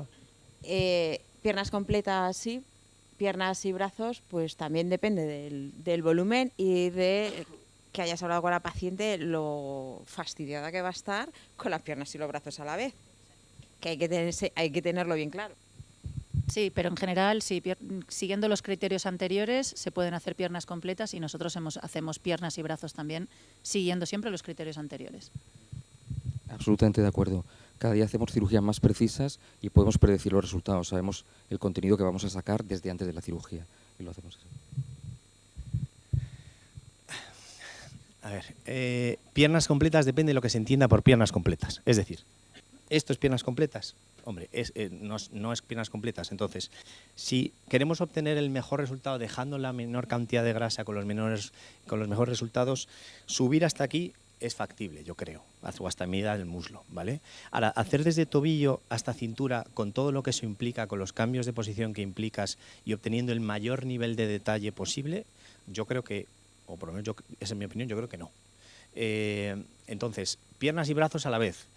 Yo creo que es mala política. Primero, porque a ver cómo se suben las medias, y segundo, porque ya solo yo, para la cirugía de brazos, requiero 3 horas y media, porque la pongo en 16 posiciones para que quede al mayor nivel de detalle en todas esas posiciones. Entonces, no me cabe el hacer desde muñeca hasta hombro completo y tratando antebrazo, que muchos cirujanos no lo tocan, y además hacer las piernas. Entonces, yo creo que es fundamental secuenciar, pero en mi opinión, y esto es una opinión, desde tobillo hasta cintura, de pierna, aunque sea un grado 1, con alto nivel de definición y con mínimas complicaciones, creo que no es buena idea.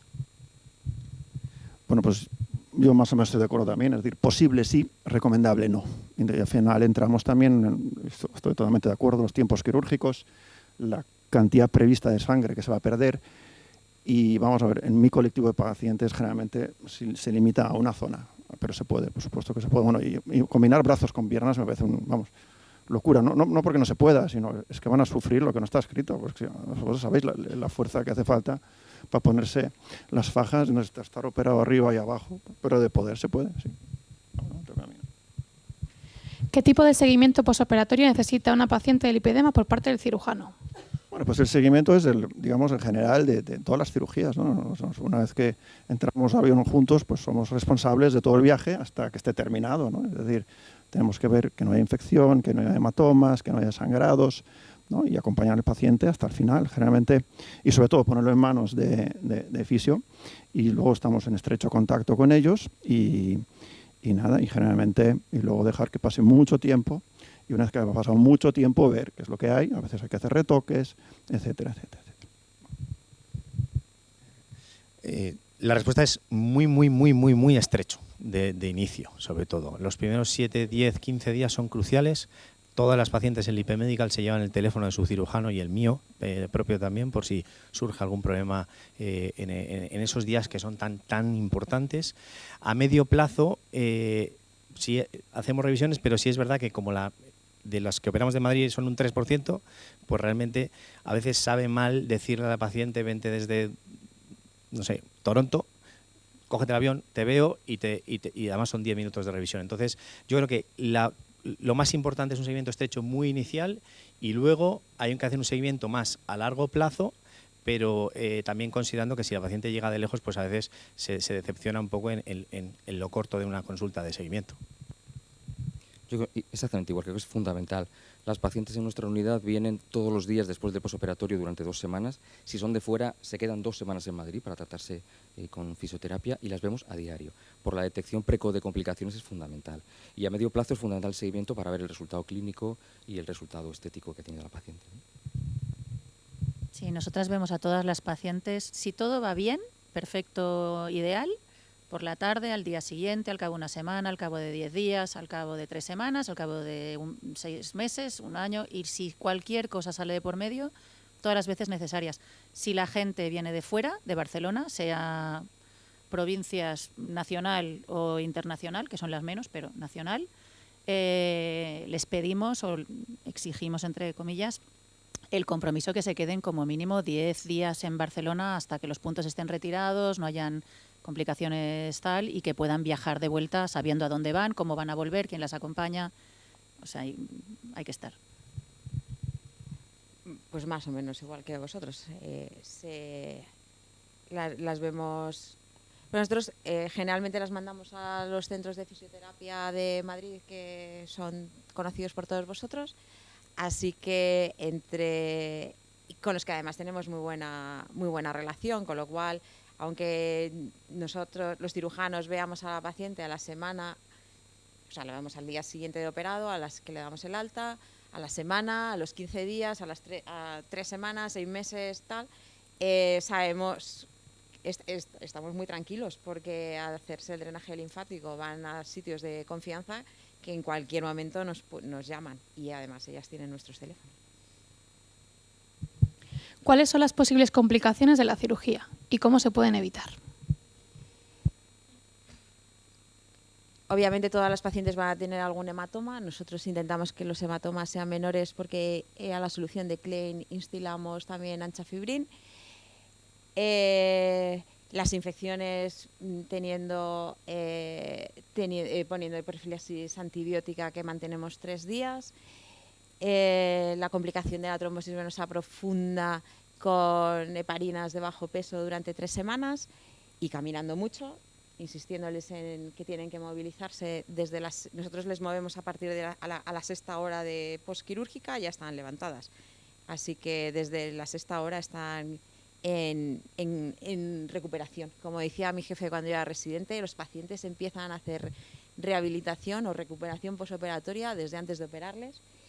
Y no sé, ahora mismo no recuerdo yo más complicaciones. A mí me gustaría, Carmen, que contaras un poco lo del tema de lo de pincharse la heparina, porque hay muchos cirujanos que aunque las pacientes nos quejamos de que son muchos días los que mandan la heparina, pero que sí que comentaste en el simposio de Barcelona por qué había que tenerlo tanto tiempo. El protocolo según las normas de Campisi, que es una escala de riesgo de trombosis venosa profunda, pacientes con cirugías de más de 2 horas, con sobrepeso y que les limitan la movilización, la indicación por las guías clínicas de la Sociedad de Hematología Española son 3 semanas de heparina, ni más ni menos. Sí, y a pesar de eso nosotros no damos 3 semanas, damos entre 7 y 10 días, adecuada al peso de la paciente y a las horas que hemos hecho de quirófano. Claro que aquí entra en lo que hablábamos antes, ¿no? De no sobrepasar las 4 horas de quirófano ni de inmovilidad. Para evitar esta complicación en particular, intentamos que todas las cirugías sean con anestesia peridural para que puedan movilizarse cuanto antes. Pero como resumen para la paciente hay que tener en cuenta que la liposucción tiene todos los riesgos de cualquier otra cirugía. O sea, es más añadido la gran superficie de despegamiento que causamos y todo el desequilibrio hidroelectrolítico de instilar y sacar líquidos, sea grasa, sea sangre, sea solución salina. Entonces, aparte de las normas de antibiótico, profilaxis antitrombosa, antiinflamatorios, etcétera, cosas que no son exactamente complicaciones, pero que pueden ser consecuencias de la cirugía y que son, supongo, de las que más hablan los pacientes, son cosas como seroma, los hematomas. Esto puede ocurrir y no es una complicación. Son cosas que son consecuencias de una cirugía tan grande y de según qué zonas y del estado previo de la paciente. Pero todas son solucionables y no digo eliminables, pero bueno, solucionables a corto plazo en la consulta, con métodos no invasivos, con un poco de paciencia y con estar un poco encima. Como complicación extra y grave podrían ser lesiones del nervio, lesiones de vasos linfáticos. Ahí el riesgo es mínimo en los casos de liposucciones cuando tienes una experiencia en la técnica quirúrgica. Completamente de acuerdo. Añadir que es fundamental el manejo por el anestesista para evitar complicaciones. Eso es muy importante. Nuestros anestesistas trabajan en equipo con nosotros siempre los mismos y el manejo intraoperatorio es muy importante. Y por otro lado, desde que hemos comenzado con la fisioterapia intraoperatoria, nosotros acabamos de operar una pierna y Curro empieza a tratarla. Acabamos de operar un brazo y él empieza a tratarlo. Y eso nos ha disminuido mucho la tasa de seromas o de complicaciones postoperatorias y la recuperación de la paciente se adelanta muchísimo. Respecto a las complicaciones, bueno, ya lo han mencionado mis compañeros, yo creo que para prevenirlas es fundamental tratar muchos casos, que el anestesista sea muy consciente de las peculiaridades de cada paciente, que la compresión sea adecuada, que haga los drenajes manuales pautados, que no se salte las recomendaciones, que hay pacientes que luego nos comentan, no, es que no, la heparina es que no me la puse, no ha llegado a pasar nada, pero oye, hay que insistir en el cumplimiento terapéutico, es decir, las recomendaciones a veces son un poco tediosas, pero se hacen porque sabemos que funcionan, entonces es muy importante que haya un cumplimiento terapéutico adecuado a las recomendaciones del cirujano. Y es muy importante la adecuada técnica quirúrgica, modular lo que he mencionado de volumen y tiempo. Una cosa que también hay que modular es superficie, ¿vale? Que la superficie también tiene implicaciones a nivel, la superficie tratada tiene implicaciones también a nivel de complicaciones, y en el caso de que surja una complicación hay que estar ahí desde el principio hasta el final, es decir, hay que estar ahí llamando a la paciente, hay que estar ahí diciéndole qué tratamiento le va a ayudar, hay que estar ahí desde el punto de vista anímico. Hay unos días muy difíciles en el postoperatorio del lipedema, que si además hay una complicación, un seroma, nosotros tenemos una persona específica para ese tipo de seguimientos que lo que hace es acompañar durante todo el proceso a la paciente hasta que se ha recuperado por completo. Entonces, lo más importante es esto y la importancia del estar ahí. Pues nada, a mí también solo me queda resumir casi. Cuando un paciente se opera así, firma un consentimiento de 13 páginas y 13 de cosas absolutamente infirmables, ¿no? Tú te lees esto y sales corriendo y dices, aquí no me opero, vamos, ni en broma. Pero también digo, cuando os leéis el folleto de la aspirina, pues también, o sea, nadie se toma una aspirina si lees antes el folleto de la aspirina, ¿no? Entonces, que hay que saber, yo quiero transmitir tranquilidad. O sea, las complicaciones ocurren, pero generalmente no suelen ser graves y generalmente las tenemos controladas. Evidentemente hay protocolos, ¿no? O sea, que si la heparina, que si los antibióticos, reducir los tiempos quirúrgicos para que sangren poco. O sea, nosotros lo tenemos todo protocolizado y ocurren, sí, pero generalmente se resuelven. Si tienes un médico que está pendiente, y generalmente estamos pendientes, vamos, o sea, no, yo creo que aquí todos lo que más tememos es una complicación, vamos, o sea, yo siempre estoy súper alerta, evidentemente, mis pacientes también tienen mi teléfono, o sea, lo habitual, pues. Gracias. ¿Puede volver a reproducirse el lipedema en las zonas operadas? ¿Puede empeorar el lipedema en otras zonas? ¿Se puede evitar esto? Sí, o sea, la respuesta es sí. O sea, nosotros podemos operar con ausencia de resultado y ahí es donde ya se empieza a abrir un melón, ¿no? Que es, o sea, yo desconozco las razones por las cuales pueden seguir habiendo. Es verdad que el porcentaje es muy bajo, o sea, tenemos el porcentaje es muy bajo de pacientes que siguen teniendo dolores. En otras zonas anatómicas, si no aumentan de peso, yo pienso que no. Si aumentan de peso, sí, eso es muy importante saberlo. Pero desde mi punto de vista no tiene que ver con lipedema, sino eso es en cualquier liposucción. Es decir, si nosotros quitamos depósitos grasos de una zona y el paciente tiene que engordar 10 kilos, esos 10 kilos van a ir a un sitio y de manera desproporcionada a las zonas que no están operadas, ¿no? Y a partir de ahí yo creo que hay mucha ciencia o sea, yo ya quiero pasar porque realmente no tengo respuestas a mucho de eso. A ver, ¿puede volver a reproducirse en zonas operadas? Por poder, todo puede. Y claro, poder es a largo plazo, a 30 años, a 20, a 10. No está muy claro cuál es la... Porque curación, no se puede hablar de curación, pero de tratamiento a largo plazo yo creo que sí se puede hablar en muchos casos. La clave de un tratamiento a largo plazo es que la capa que hayas dejado de tejido graso sea la capa óptima, es decir, una capa muy fina que sea lo suficientemente amplia para que sea seguro y que haya una forma pues, anatómica femenina normal, pero buscando un resultado a muy largo plazo. ¿Qué pasa? Que esas cirugías tienen un postoperatorio que hay que saberlo, que es un poco más intenso, con más cansancio, ¿vale? Entonces, yo personalmente pienso que si una pierna baja se deja con una capa de menos de 1 centímetro, 1,5 centímetros, las posibilidades que tienen de volver a la situación original, y habréis visto antes después que son atroces, brutales, el cambio como es, creo que tiene muy difícil la enfermedad volver a la situación de partida. No me atrevo a decir no va a volver, pero creo que es muy difícil que vuelva a la situación de partida. Otra vez estoy un poco en desacuerdo con el tema de las otras zonas. Yo, en esta experiencia que tengo a nivel de operar piernas y vigilar brazos, sí veo que hay un efecto compensador en bastantes casos. Y esto obedece yo creo que a 3 motivos. Uno, sí, efectivamente puede ser el peso. De alguna manera, cuando uno está inmóvil, baja su actividad física y gana peso en zonas no operadas, ok, pero entonces cuando perdiera peso deberían perder los brazos y muchas veces esos brazos no pierden. 2, hay un factor visual, es decir, cuando una paciente está proporcionada y se ve al espejo, pues se ve proporcionada. Cuando operas las piernas, y en nuestro caso quedan muy esbeltas, pues claro, el brazo, sobre todo con un vestido, pues llama mucho más la atención. Y 3, yo sí veo casos en normopeso que tenían tres, que si había ya enfermedad en brazos, eso va a seguir su curso. O sea, si sabemos que la enfermedad afecta a piernas y brazos, en brazos si ya están afectados, lo normal es que siga su curso, que se sabe o se intuye que es progresivo.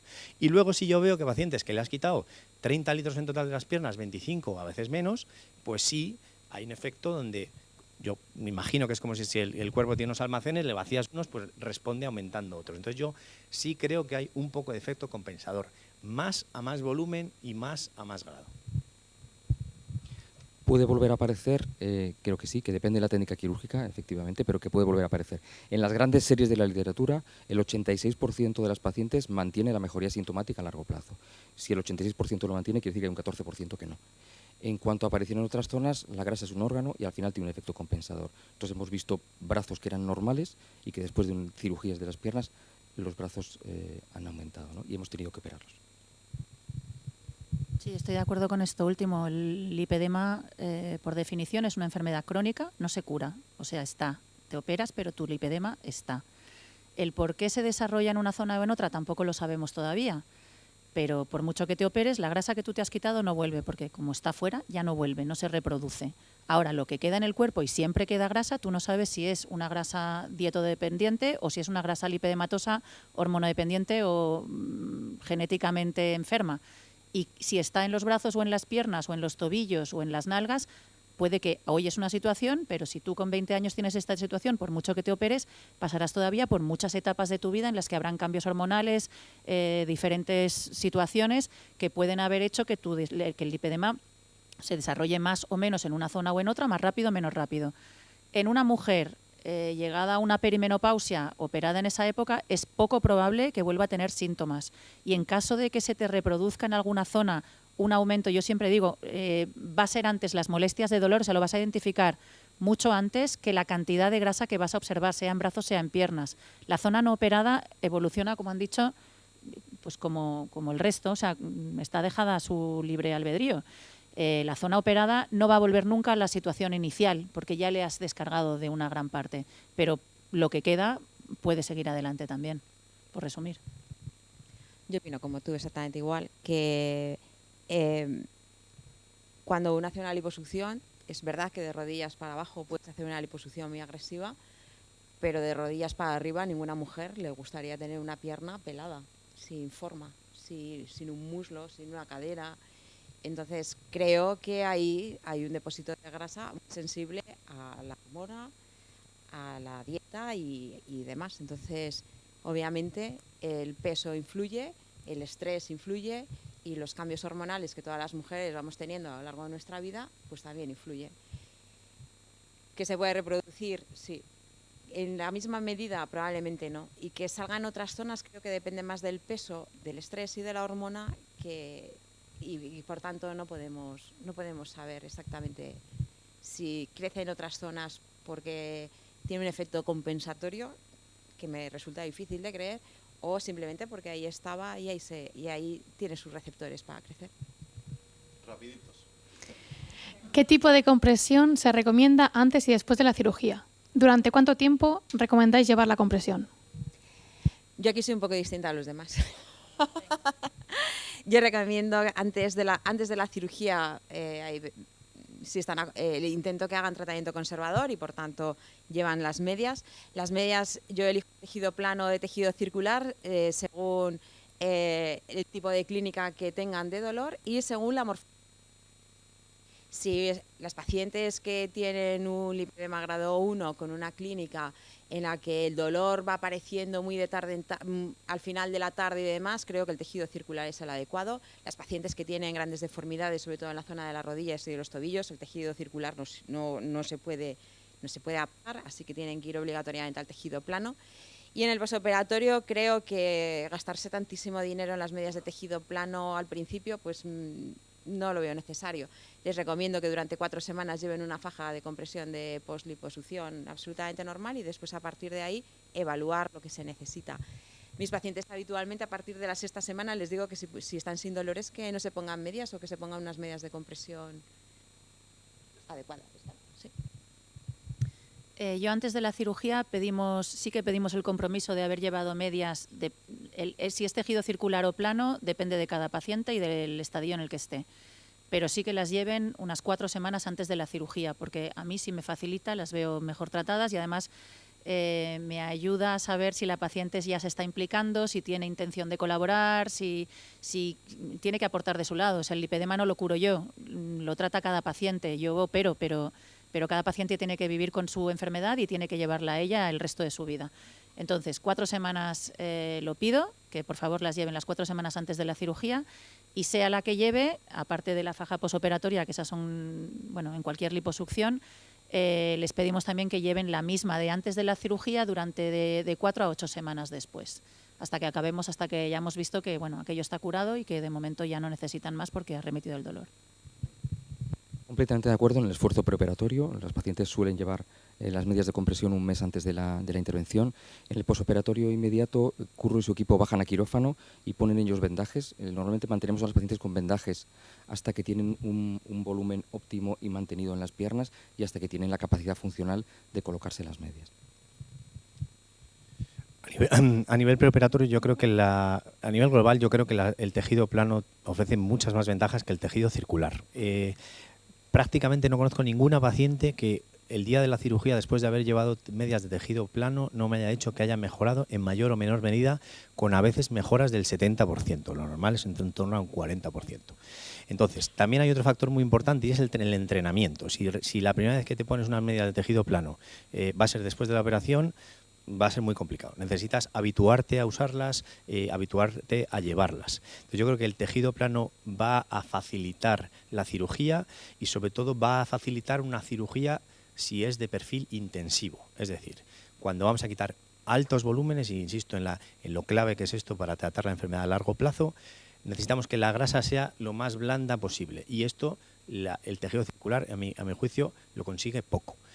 A nivel posoperatorio, yo también me apoyo mucho en el tejido plano porque creo que es, primero, el tejido elástico, cuando hay hinchazón, permite que haya, pues, o sea, no contiene la hinchazón. Y el tejido circular, el tejido plano sí lo contiene. Y además tiene un efecto, cuando acaba el proceso, si la paciente tiene posibilidad económica de hacerse unas nuevas medias con la talla final, esto va a tener efectos muy, muy, muy positivos a nivel estético. Es decir, va a ayudar a que la piel se coloque mucho mejor y va a ayudar a que se reabsorba el edema. Yo pauto a nivel posoperatorio un mínimo de 3 meses, habitualmente de 3 a 6 meses, salvo en casos ya muy avanzados, que puede ser de 3 a 9 meses. Incluso hay pacientes que, pues para coger un avión o para hacer caminatas largas, pueden usar ya compresión, que sí ya puede ser circular.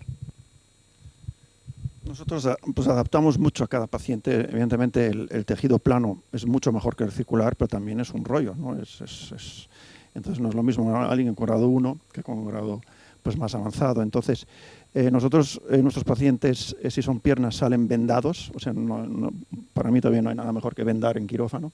Si son muslos, salen con una faja de compresión. Si son piernas, la venda a los pocos días se cambia por una de tejido plano. Generalmente lo mantenemos 3 o 4 semanas y si él permite y las circunstancias anatómicas del paciente lo permiten, pasamos a circular porque es más cómodo. Pero repito, depende de cada paciente, individualizamos siempre mucho. Perfecto, muchas gracias. No nos movemos. Vamos a hacer unas preguntitas, ¿ok? 4 puntualizaciones que me parecen bastante técnicas por mi parte, creo que son interesantes para vosotros. Una aclaración, esto no es una pregunta para ellos. Después de, no sé quién ha sido, después de que han hablado del tratamiento conservador, alguien no ha nombrado la fisioterapia, ¿vale? La fisioterapia es la segunda especialidad en el mundo después de la anestesiología que más publicaciones tiene en PubMed de dolor, ¿vale? Por lo tanto, creo que tiene una intervención fundamental en el tratamiento conservador. No sé quién lo dijo, pero es un apunte que se ha olvidado, a lo mejor se ha olvidado, pero es fundamental. Luego, por otra parte, ya que estábamos hablando de PubMed, hay hipótesis de que el no tener controlado el sistema digestivo endocrino hace que la resistencia a la insulina y la glucosa sigan el círculo vicioso de baja densidad mitocondrial, no tiene asimilación, hay liberación de triglicéridos, pasa al hígado, vida sedentaria, los almacenes de glucosa están saturados y el hígado produce una glucosa interna. Si eso no está regulado, pues la glucosa, ¿cuál es la célula diseñada para vivir? El adipocito, ¿no? Pues si no hay en las piernas porque me lo han quitado y tengo ese círculo vicioso, puede ir a otro, ¿no? ¿Opináis bien? Opinión rápida de esa hipótesis que está en los grupos de investigación por ahí. Está en investigación, sí. Sí, no, muy rápido, son 2 temas muy diferentes. Uno es el intestino. Tenerlo en cuenta, el intestino es básico en el lipedema, la salud del intestino, y otro es el tejido graso, todo el metabolismo. Son cosas diferentes, pero las dos afectan 100%, es la enfermedad. El que la valoración inicial, el tratamiento por nutricionista, el equipo con un endocrino es fundamental para esto. Estoy razonablemente de acuerdo, sí es verdad que las hipótesis cada vez surgen más. Entonces, el problema de las hipótesis que son, creemos que, lo que hay que dar el paso siguiente, que es confirmemos que eso es un poco en lo que hay que basar las decisiones. Sí, pues no puedo estar más de acuerdo. O sea, esto ocurre. Luego demostrar es que demostrar en medicina a veces es... O sea, a veces sabemos cosas, pero hasta que se demuestran, pues pasa mucho. Si es una hipótesis, lo que pasa, hay que llevarla a cabo, investigarla, y los que tienen causística sois vosotros. ¿Hacéis algún planteamiento de investigación y de seguimiento del paciente a 1, 3 y 5 años para saber esos rebotes y poder investigarlo y darle la solución desde la medicina y de la investigación? Gracias. O sea, la posibilidad está abierta. Sí. Yo creo que esto sí lo decimos. Al cabo de un año nosotros damos un alta y obviamente somos sus cirujanos para toda la vida, para cualquier cosa. Vuelve cuando quieras. Pero no las citamos ni a los 3 ni a los 5 porque no tenéis programa. No tenemos financiación para hacer estudios. A Sí, los 5 y a los 6, pero es que entonces lo tendríamos que hacer con todos los pacientes que operas y no podrías seguir trabajando porque con 20 años de experiencia tendrías 2 millones de pacientes. Me lo he inventado, 2 millones, pero 800.000. ¿no? Sí, pero para saber... si no hay financiación, no hay personal para hacer esto, o sea, todos llegamos a lo mismo, a los medios.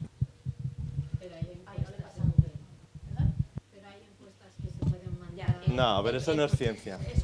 Primero, eso no es ciencia, y segundo, organizar un estudio científico es muchísimo más difícil de lo que casi cualquiera podemos llegar a imaginar.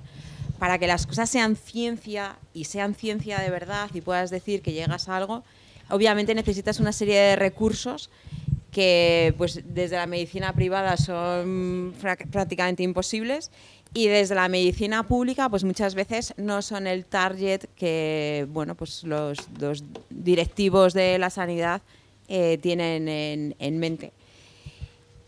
Organizar esas bases de datos, que Curro, yo creo que tú tienes algo recogido y demás, es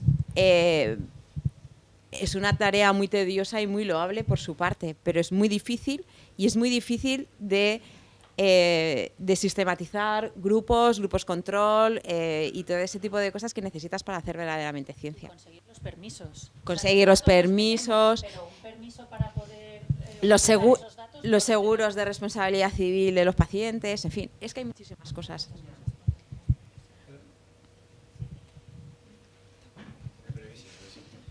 A colación de esto, la importancia de las asociaciones, la importancia de hacer consciente de este problema a las autoridades públicas, porque ellas, al final, si ven que es un problema prevalente, que lo es decir, la diabetes tipo 1 tiene un 0.1 de prevalencia. El lipedema, yo no sé si es un 11, pero un 3-4% casi seguro que sí. Entonces, una enfermedad tan prevalente debería recibir muchos más fondos. Entonces es clave esto, el que se sepa, que se conozca, y una vez se conozca es que va a caer por su propio peso. O sea, es que va a haber una manifestación de pacientes con lipedema, así lo va a haber, porque es que a lo mejor en España hay 300.000 personas con lipedema. Vale, te dejaré hablar más tiempo. Bueno, vamos con las preguntas. Teníamos una pregunta por aquí. Levantar las manos para que vea las que hay. Vale, pues empezamos. Gracias. Me voy a extender un poquito.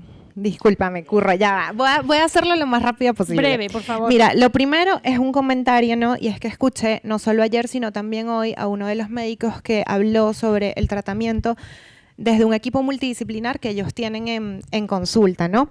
Y bueno, ayer uno de los médicos lo presentó como the best way o the best option, ¿no? Como la mejor opción, the right way. Este es un comentario que, mira, lo pueden tomar o no, pero yo como paciente creo que no es ni la mejor opción ni los que no lo tienen la peor opción. Porque yo no me imagino que cuando me operé me hubieran atado a un fisioterapeuta que no hubiera sido como, por ejemplo, Curro o Raquel, que yo los elegí porque busqué esas opciones y lo quise. Entonces creo que lo mejor que tenemos las pacientes es eso, la libertad de poder elegir o el doctor con el equipo multidisciplinar o el doctor que no lo tiene, y que uno pueda finalmente pues buscar las opciones con las que sea más afín. Lo otro que quiero dar es un pedacito de testimonio porque quiero agradecer este espacio y aprovechar que vine de tan lejos. Primero, agradecer a Dalipe por haber hecho esto. Segundo, a cada uno de los doctores que están aquí por pues, haber tomado esa decisión de tratar lipedema. Realmente cambian la vida de las pacientes y puede sonar trillado, pero mi vida cambió. Y segundo, del oficio. O sea, para mí Raquel fue, bueno, lo máximo. Curro ni hablar. O sea, los dos estuvieron para mí en momentos súper difíciles, porque además cuando yo me operé, pues me quedé aquí 7 meses por la pandemia. Y por supuesto al equipo Lipe Medical, o sea, mi doctor cambió mi vida, yo soy otra persona, conozco el lipedema desde toda mi vida, pero no fue sino hasta los 28 cuando le puse nombre y apellido, o sea, cuando me tocó la puerta y se me presentó, mira, yo soy el que ha estado aquí detrás de esta puerta toda tu vida. Y pues quería decir un poco esto para complementar lo que dijo el doctor Burgos sobre el tema de la preparación, ¿no? Y ustedes comentan que no es una cirugía urgente, pero cuando uno descubre, cuando se te presenta con nombre y apellido, pues uno tiene la urgencia de tratarlo, porque yo en mi caso esperé desde los 12 hasta los 28 años tener un diagnóstico con el que nunca nadie había dado, pero sí me tomé el tiempo. A mí el doctor Burgos me diagnosticó en abril de 2019, yo tomé la decisión de operarme en agosto de ese mismo año, me dieron fecha para marzo de 2020 y entre ese agosto y diciembre hice mi preparación, no solo con las medias de tejido plano, ¿no? Sino con muchas otras cosas. Me operaron finalmente el 10 de marzo de 2020, el 12 de marzo cerraron el mundo y pude regresar a mi país en septiembre de ese año, ¿no? Bueno, tuve la suerte de que pude hacer mis 3 cirugías aquí, así que yo agradecida no solo con mi médico, sino con todos por tomarse el tiempo de estudiar y de seguir operando a pacientes. Y finalmente, es mi pregunta, la doctora Noemí comentó que se formó en Alemania, que fue pues tomada de la mano de alguien allí para ver esa experiencia. La doctora Ana creo que también, no sé si habló por las dos. El doctor, que disculpe, no sé su nombre, perdón. El doctor Cristian también lo comentó, pues el doctor Burgos lo conozco porque es mi médico. Quería saber en su caso, doctor, con quién usted fue de la mano para aprender, ¿no? ¿Cuál fue ese experto con el que usted fue de la mano? Al final me formé con un grupo alemán, con un grupo de Medplast en España.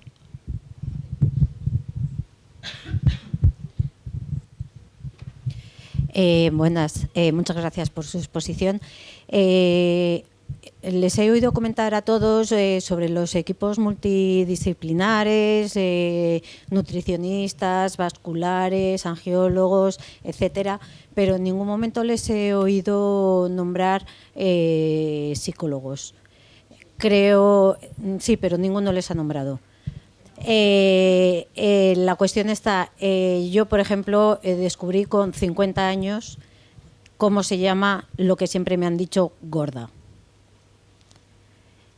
Acaba de decir el doctor Burgos que la diabetes tiene un 0,1 de prevalencia y tiene mucho estudio. Y que el lipedema tiene un 3% o un 11%. Vamos cortando y hacer la pregunta.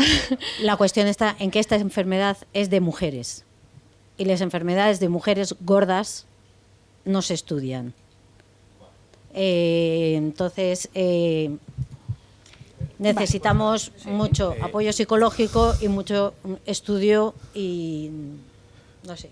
Te diré que no es la primera vez que oigo esto y creo que en general en la medicina global siempre o la mayoría de las veces los ejemplos han sido varones y creo que sí es verdad que el factor femenino pueda tener un poco de implicación en un menor estudio de esto y además yo creo que ha salido recientemente en un periódico alguien hablando sobre esto, que el estudio que se hace sobre mujeres suele ser mucho menor que por parte de los hombres. Yo creo que a nivel de psicólogo nosotros sí preguntamos específicamente si la paciente tiene o ha tenido ansiedad, si tiene o ha tenido depresión y si tiene o ha tenido un trastorno de la alimentación. Es importante dentro de la evaluación incluir esto. Un poco en consonancia con lo que decía Gladys, creo que también es bueno que la paciente pueda elegir, y en nuestro caso muchas veces es mucho más llevadero que el psicólogo sea en su provincia, en su ciudad, más que atarle o vincularle a un psicólogo con los gastos que eso supone de nuestro equipo. Entonces, creo que tiene que haber una cierta libertad, sí puede haber una cierta orientación, pero yo creo que, sobre todo en casos donde hay depresiones mayores, ansiedad mayor o trastornos de alimentación serios, no es solo ya el psicólogo el que debe intervenir, sino también el psiquiatra. Y nosotros muchas veces pedimos un informe del psiquiatra para confirmar que la paciente está preparada mentalmente para afrontar esa operación. Yo, perdón, que estoy en desacuerdo totalmente. Hay una patología que se llama cáncer de mama, que tú puedes dar algún dato, ¿no? No, es una patología, has ceñido a lo de la mujer y creo que la sociedad va evolucionando y... Mire, sí, lo que ha dicho es cierto. La mujer no se investiga y la fibromialgia, mira, todo lo que duele a una mujer y no la mata, no existe. exacto. ¿Qué imagen tenemos la mujer de un si infarto? mata, sí Totalmente existe, lo contrario. pero si no mata, no existe. ¿Alguna? El reumatólogo, cuando me diagnosticó, me dijo: esta enfermedad que tú tienes, que tengo síndrome de Ehlers-Danlos, me dijo, esta enfermedad que tú tienes no te va a matar, pero vas a estar muy jodida. Aquí tienes el alta. Pues si es así, es una pena. Y os aplaudo a vosotras. Es una pena.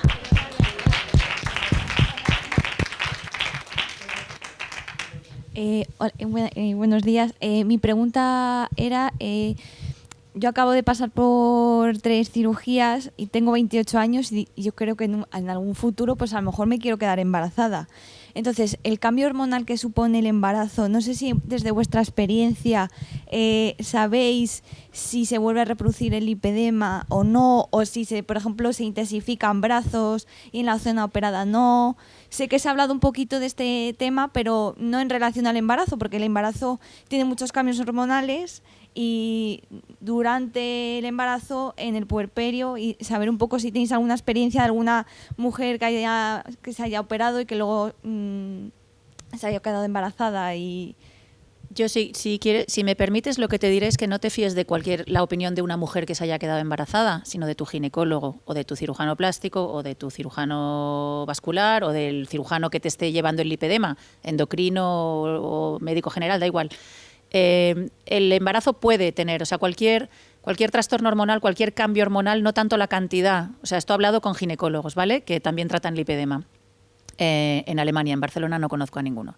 Pero con los alemanes que he hablado, que son ginecólogos y tratan lipedema, lo que te van a decir es, volvemos al depende. O sea, hay gente a la que se le desarrolla el lipedema cuando tiene la primera menstruación y hay gente que se le ocurre después de la lactancia o en perimenopausia, aunque siempre haya tenido una pierna gruesa, no ha sido dolorosa, no ha ido a más, han aguantado en un estadio 2 hasta los 50 y de repente con 53 dices, no sé qué me está pasando, he perdido, o sea, este ya no es mi cuerpo. Y hay gente que le ocurre con 13. Entonces, ¿el embarazo es un riesgo? No, no es un riesgo, es una posibilidad.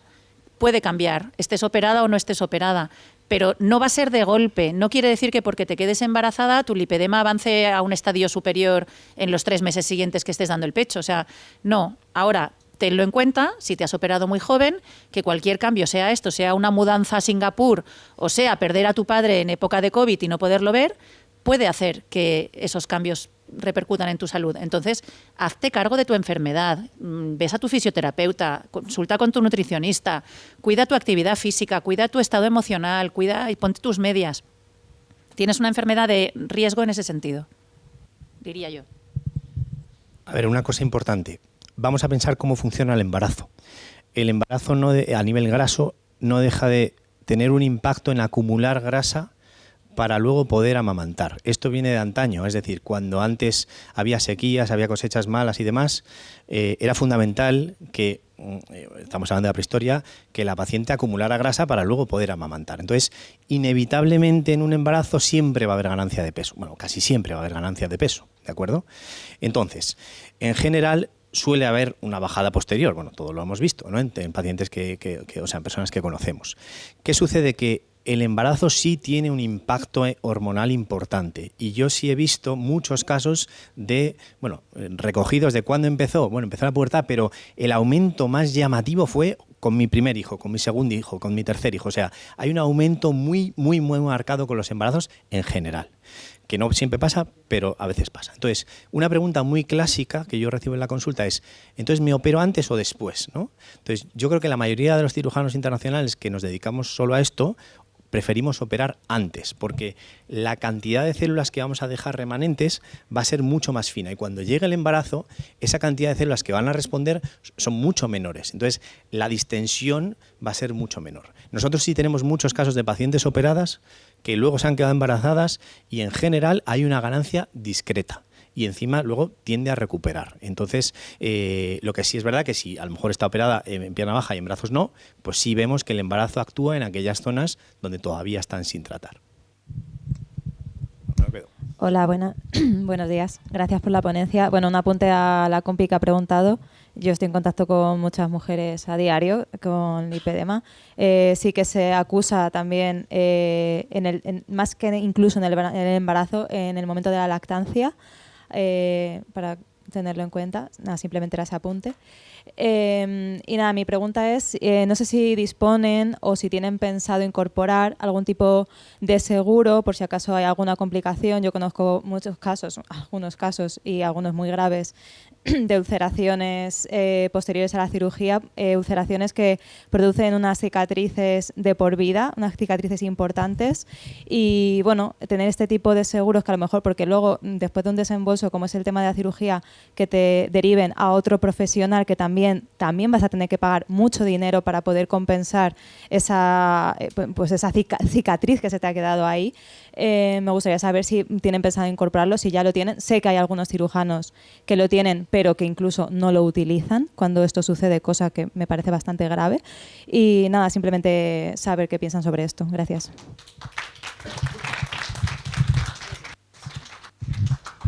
Yo donde conozco los seguros que se pueden hacer para complicaciones posoperatorias, te cubren los primeros días seguro y te cubre agudas y hasta una determinada cantidad de dinero.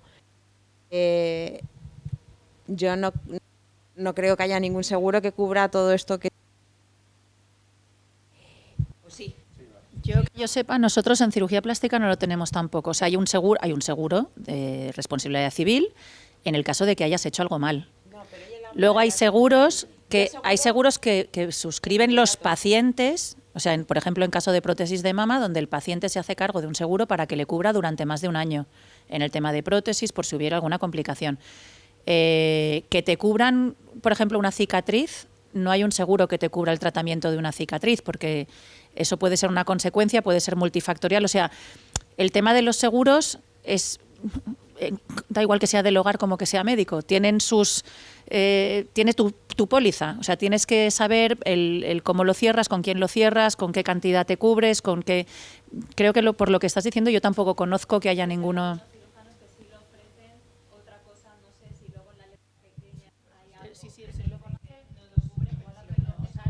Mira, te voy a explicar. Nosotros sí tenemos un seguro que cubre durante todo un año cualquier complicación quirúrgica, pero muy importante. Hay que leer la letra pequeña, primero. Vamos luego a la letra pequeña. Segundo, y todos estos seguros son ampliables. Es decir, nosotros, por ejemplo, aseguramos todos los honorarios médicos y hasta 1.000 euros de gastos hospitalarios durante un año. Pero se puede ampliar a 2.000, a 10.000, se puede ampliar a UBI, pero las primas empiezan a ser absolutamente insoportables. Entonces, no es pagable. Entonces, es asegurable, sí. Si a mí me pide 5 años de seguro y UBI y no sé qué y no sé cuánto, vale, igual le sale una prima de 5.000 euros. Entonces ya deja de compensar, ¿no? Entonces, y luego viene la letra pequeña, que aunque asegures lo que asegures, pues los seguros son como son. Y para empezar, lo primero que quitan son inconformidades estéticas, ¿no? Que tenemos muchas. Bueno, no es que tengamos muchas, pero típico. Se queda una pequeña irregularidad, hay que quitar un poquito más de grasa. Bueno, pues eso no lo cubren, ¿no? O sea, lo que cubren son complicaciones verdaderas. Bueno, en mi caso, o otro ejemplo, prolongación de estancia hospitalaria, no lo cubre. O sea, mi seguro no lo cubre. O sea, mi seguro cubre una reintervención quirúrgica en el primer año. Y eso es muy importante. Si el paciente está débil y necesita una transfusión sanguínea, no está cubierto. Pero no porque todo se puede asegurar, pues cuesta luego pues mucho dinero.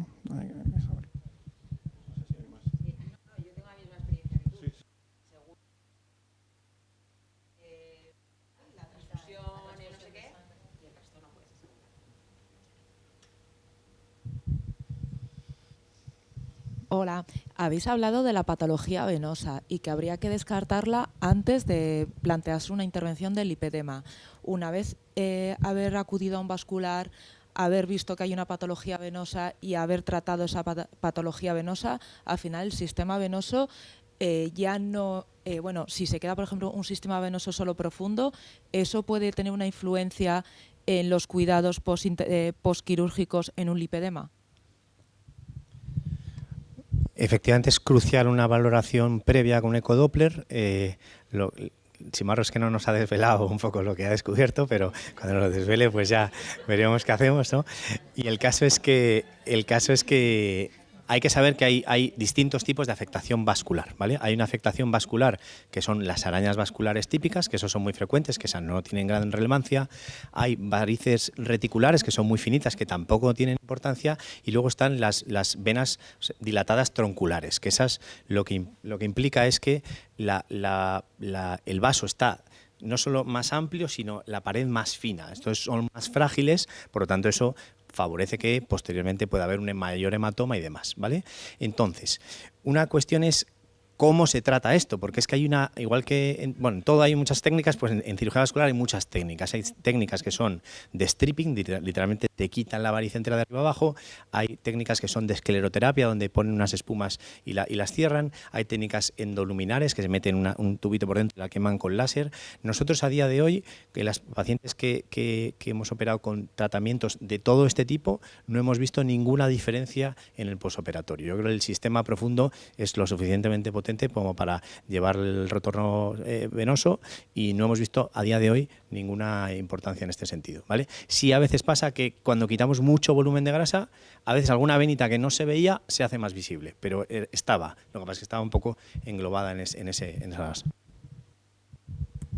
La principal ventaja que tiene operar otras cosas es que sabe responder a esto.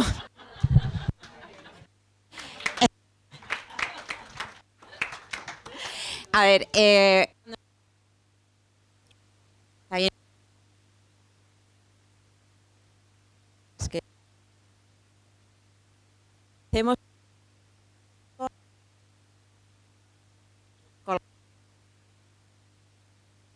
cuando y ves desde los efectos que tiene, espectaculares. Tú lo que ves son unos tractos fibrosos por donde van los sistema linfático superficial con el profundo, con unos tractos fibrosos súper y las grandes venas completas y coaguladas en sus ramitas. La liposucción es maravillosa y cuando lo abres por dentro es verdaderamente súper bonito. Algún día, la próxima vez traigo una foto. ¿Veis?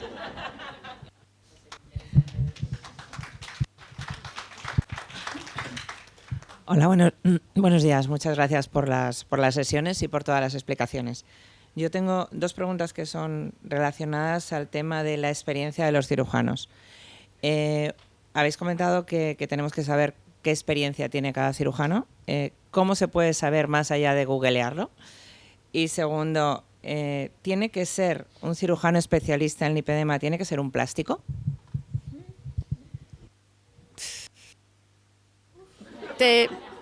Yo no quiero faltar a nadie, pero yo creo que hay que saber de liposucción y hay que saber de cirugía plástica para conocer el tratamiento de la grasa del tejido graso. Ahora, como las especialidades, tanto en España como en el extranjero, tienen una forma de formación... Quiero decir, antes no había un MIR en el que te dieran un título de cirugía plástica, ¿vale? Hace 30 años en España no habían cirujanos plásticos por formación.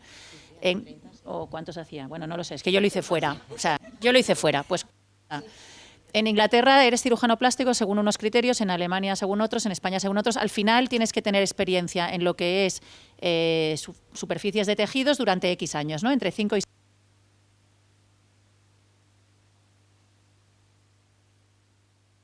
En un departamento de cirugía plástica y podría ser cirujano general o dermatólogo. En América operan los dermatólogos y los cirujanos vasculares el lipedema también, declarándose como especialistas en lipedema, porque llevan a lo mejor también 15 años, aunque hayan hecho la especialidad en dermatología o en cirugía general, ¿no? Como el caso de... pero tratando esta enfermedad durante muchos años. No has de ser, siendo sinceros, no has de ser cirujano plástico. No todos los cirujanos plásticos operan lipedema, ni todos los que hacen lipedema son cirujanos plásticos, si esa es la pregunta. Ahora, ¿cómo saber si alguien tiene experiencia? Mírate el currículum, mírate su página web, busca información. Es que en Google no sé cuál es, pero tú de cada persona de nosotros puedes encontrar en el colegio de médicos, en asociaciones y en páginas web sobre el currículum. Si lo quieres comprobar, vete al colegio de médicos. No sé. Organización médica colegial, sale en todos los colegios de médicos. Pero en teoría lo que decían, hay una presunción de veracidad. Yo si cuelgo algo estoy obligada a que lo que estoy poniendo sobre mi información sea veraz. Y si descubrís que alguno no es lo que pone, o alguna, denunciarlo ante la organización competente. Simplemente, completamente de acuerdo. El lipedema lo pueden operar cirujanos plásticos, lo pueden operar cirujanos generales, lo pueden operar cirujanos vasculares. Comentamos un tema legal. En la ley que regula nuestra formación y nuestra competencia como cirujanos generales, que es el que está publicado en el Boletín Oficial del Estado, en el primer párrafo que se refiere a las competencias, dice que es competencia del cirujano general el tratamiento de todas, lo digo ad integrum porque me lo sé, de todas las enfermedades de la piel, del tejido subcutáneo, de la mama y aparte las enfermedades del aparato digestivo, ¿no? O sea, desde el punto de vista legal nosotros estamos absolutamente cubiertos con este tema. Pero es que además en España no existe la figura del intrusismo.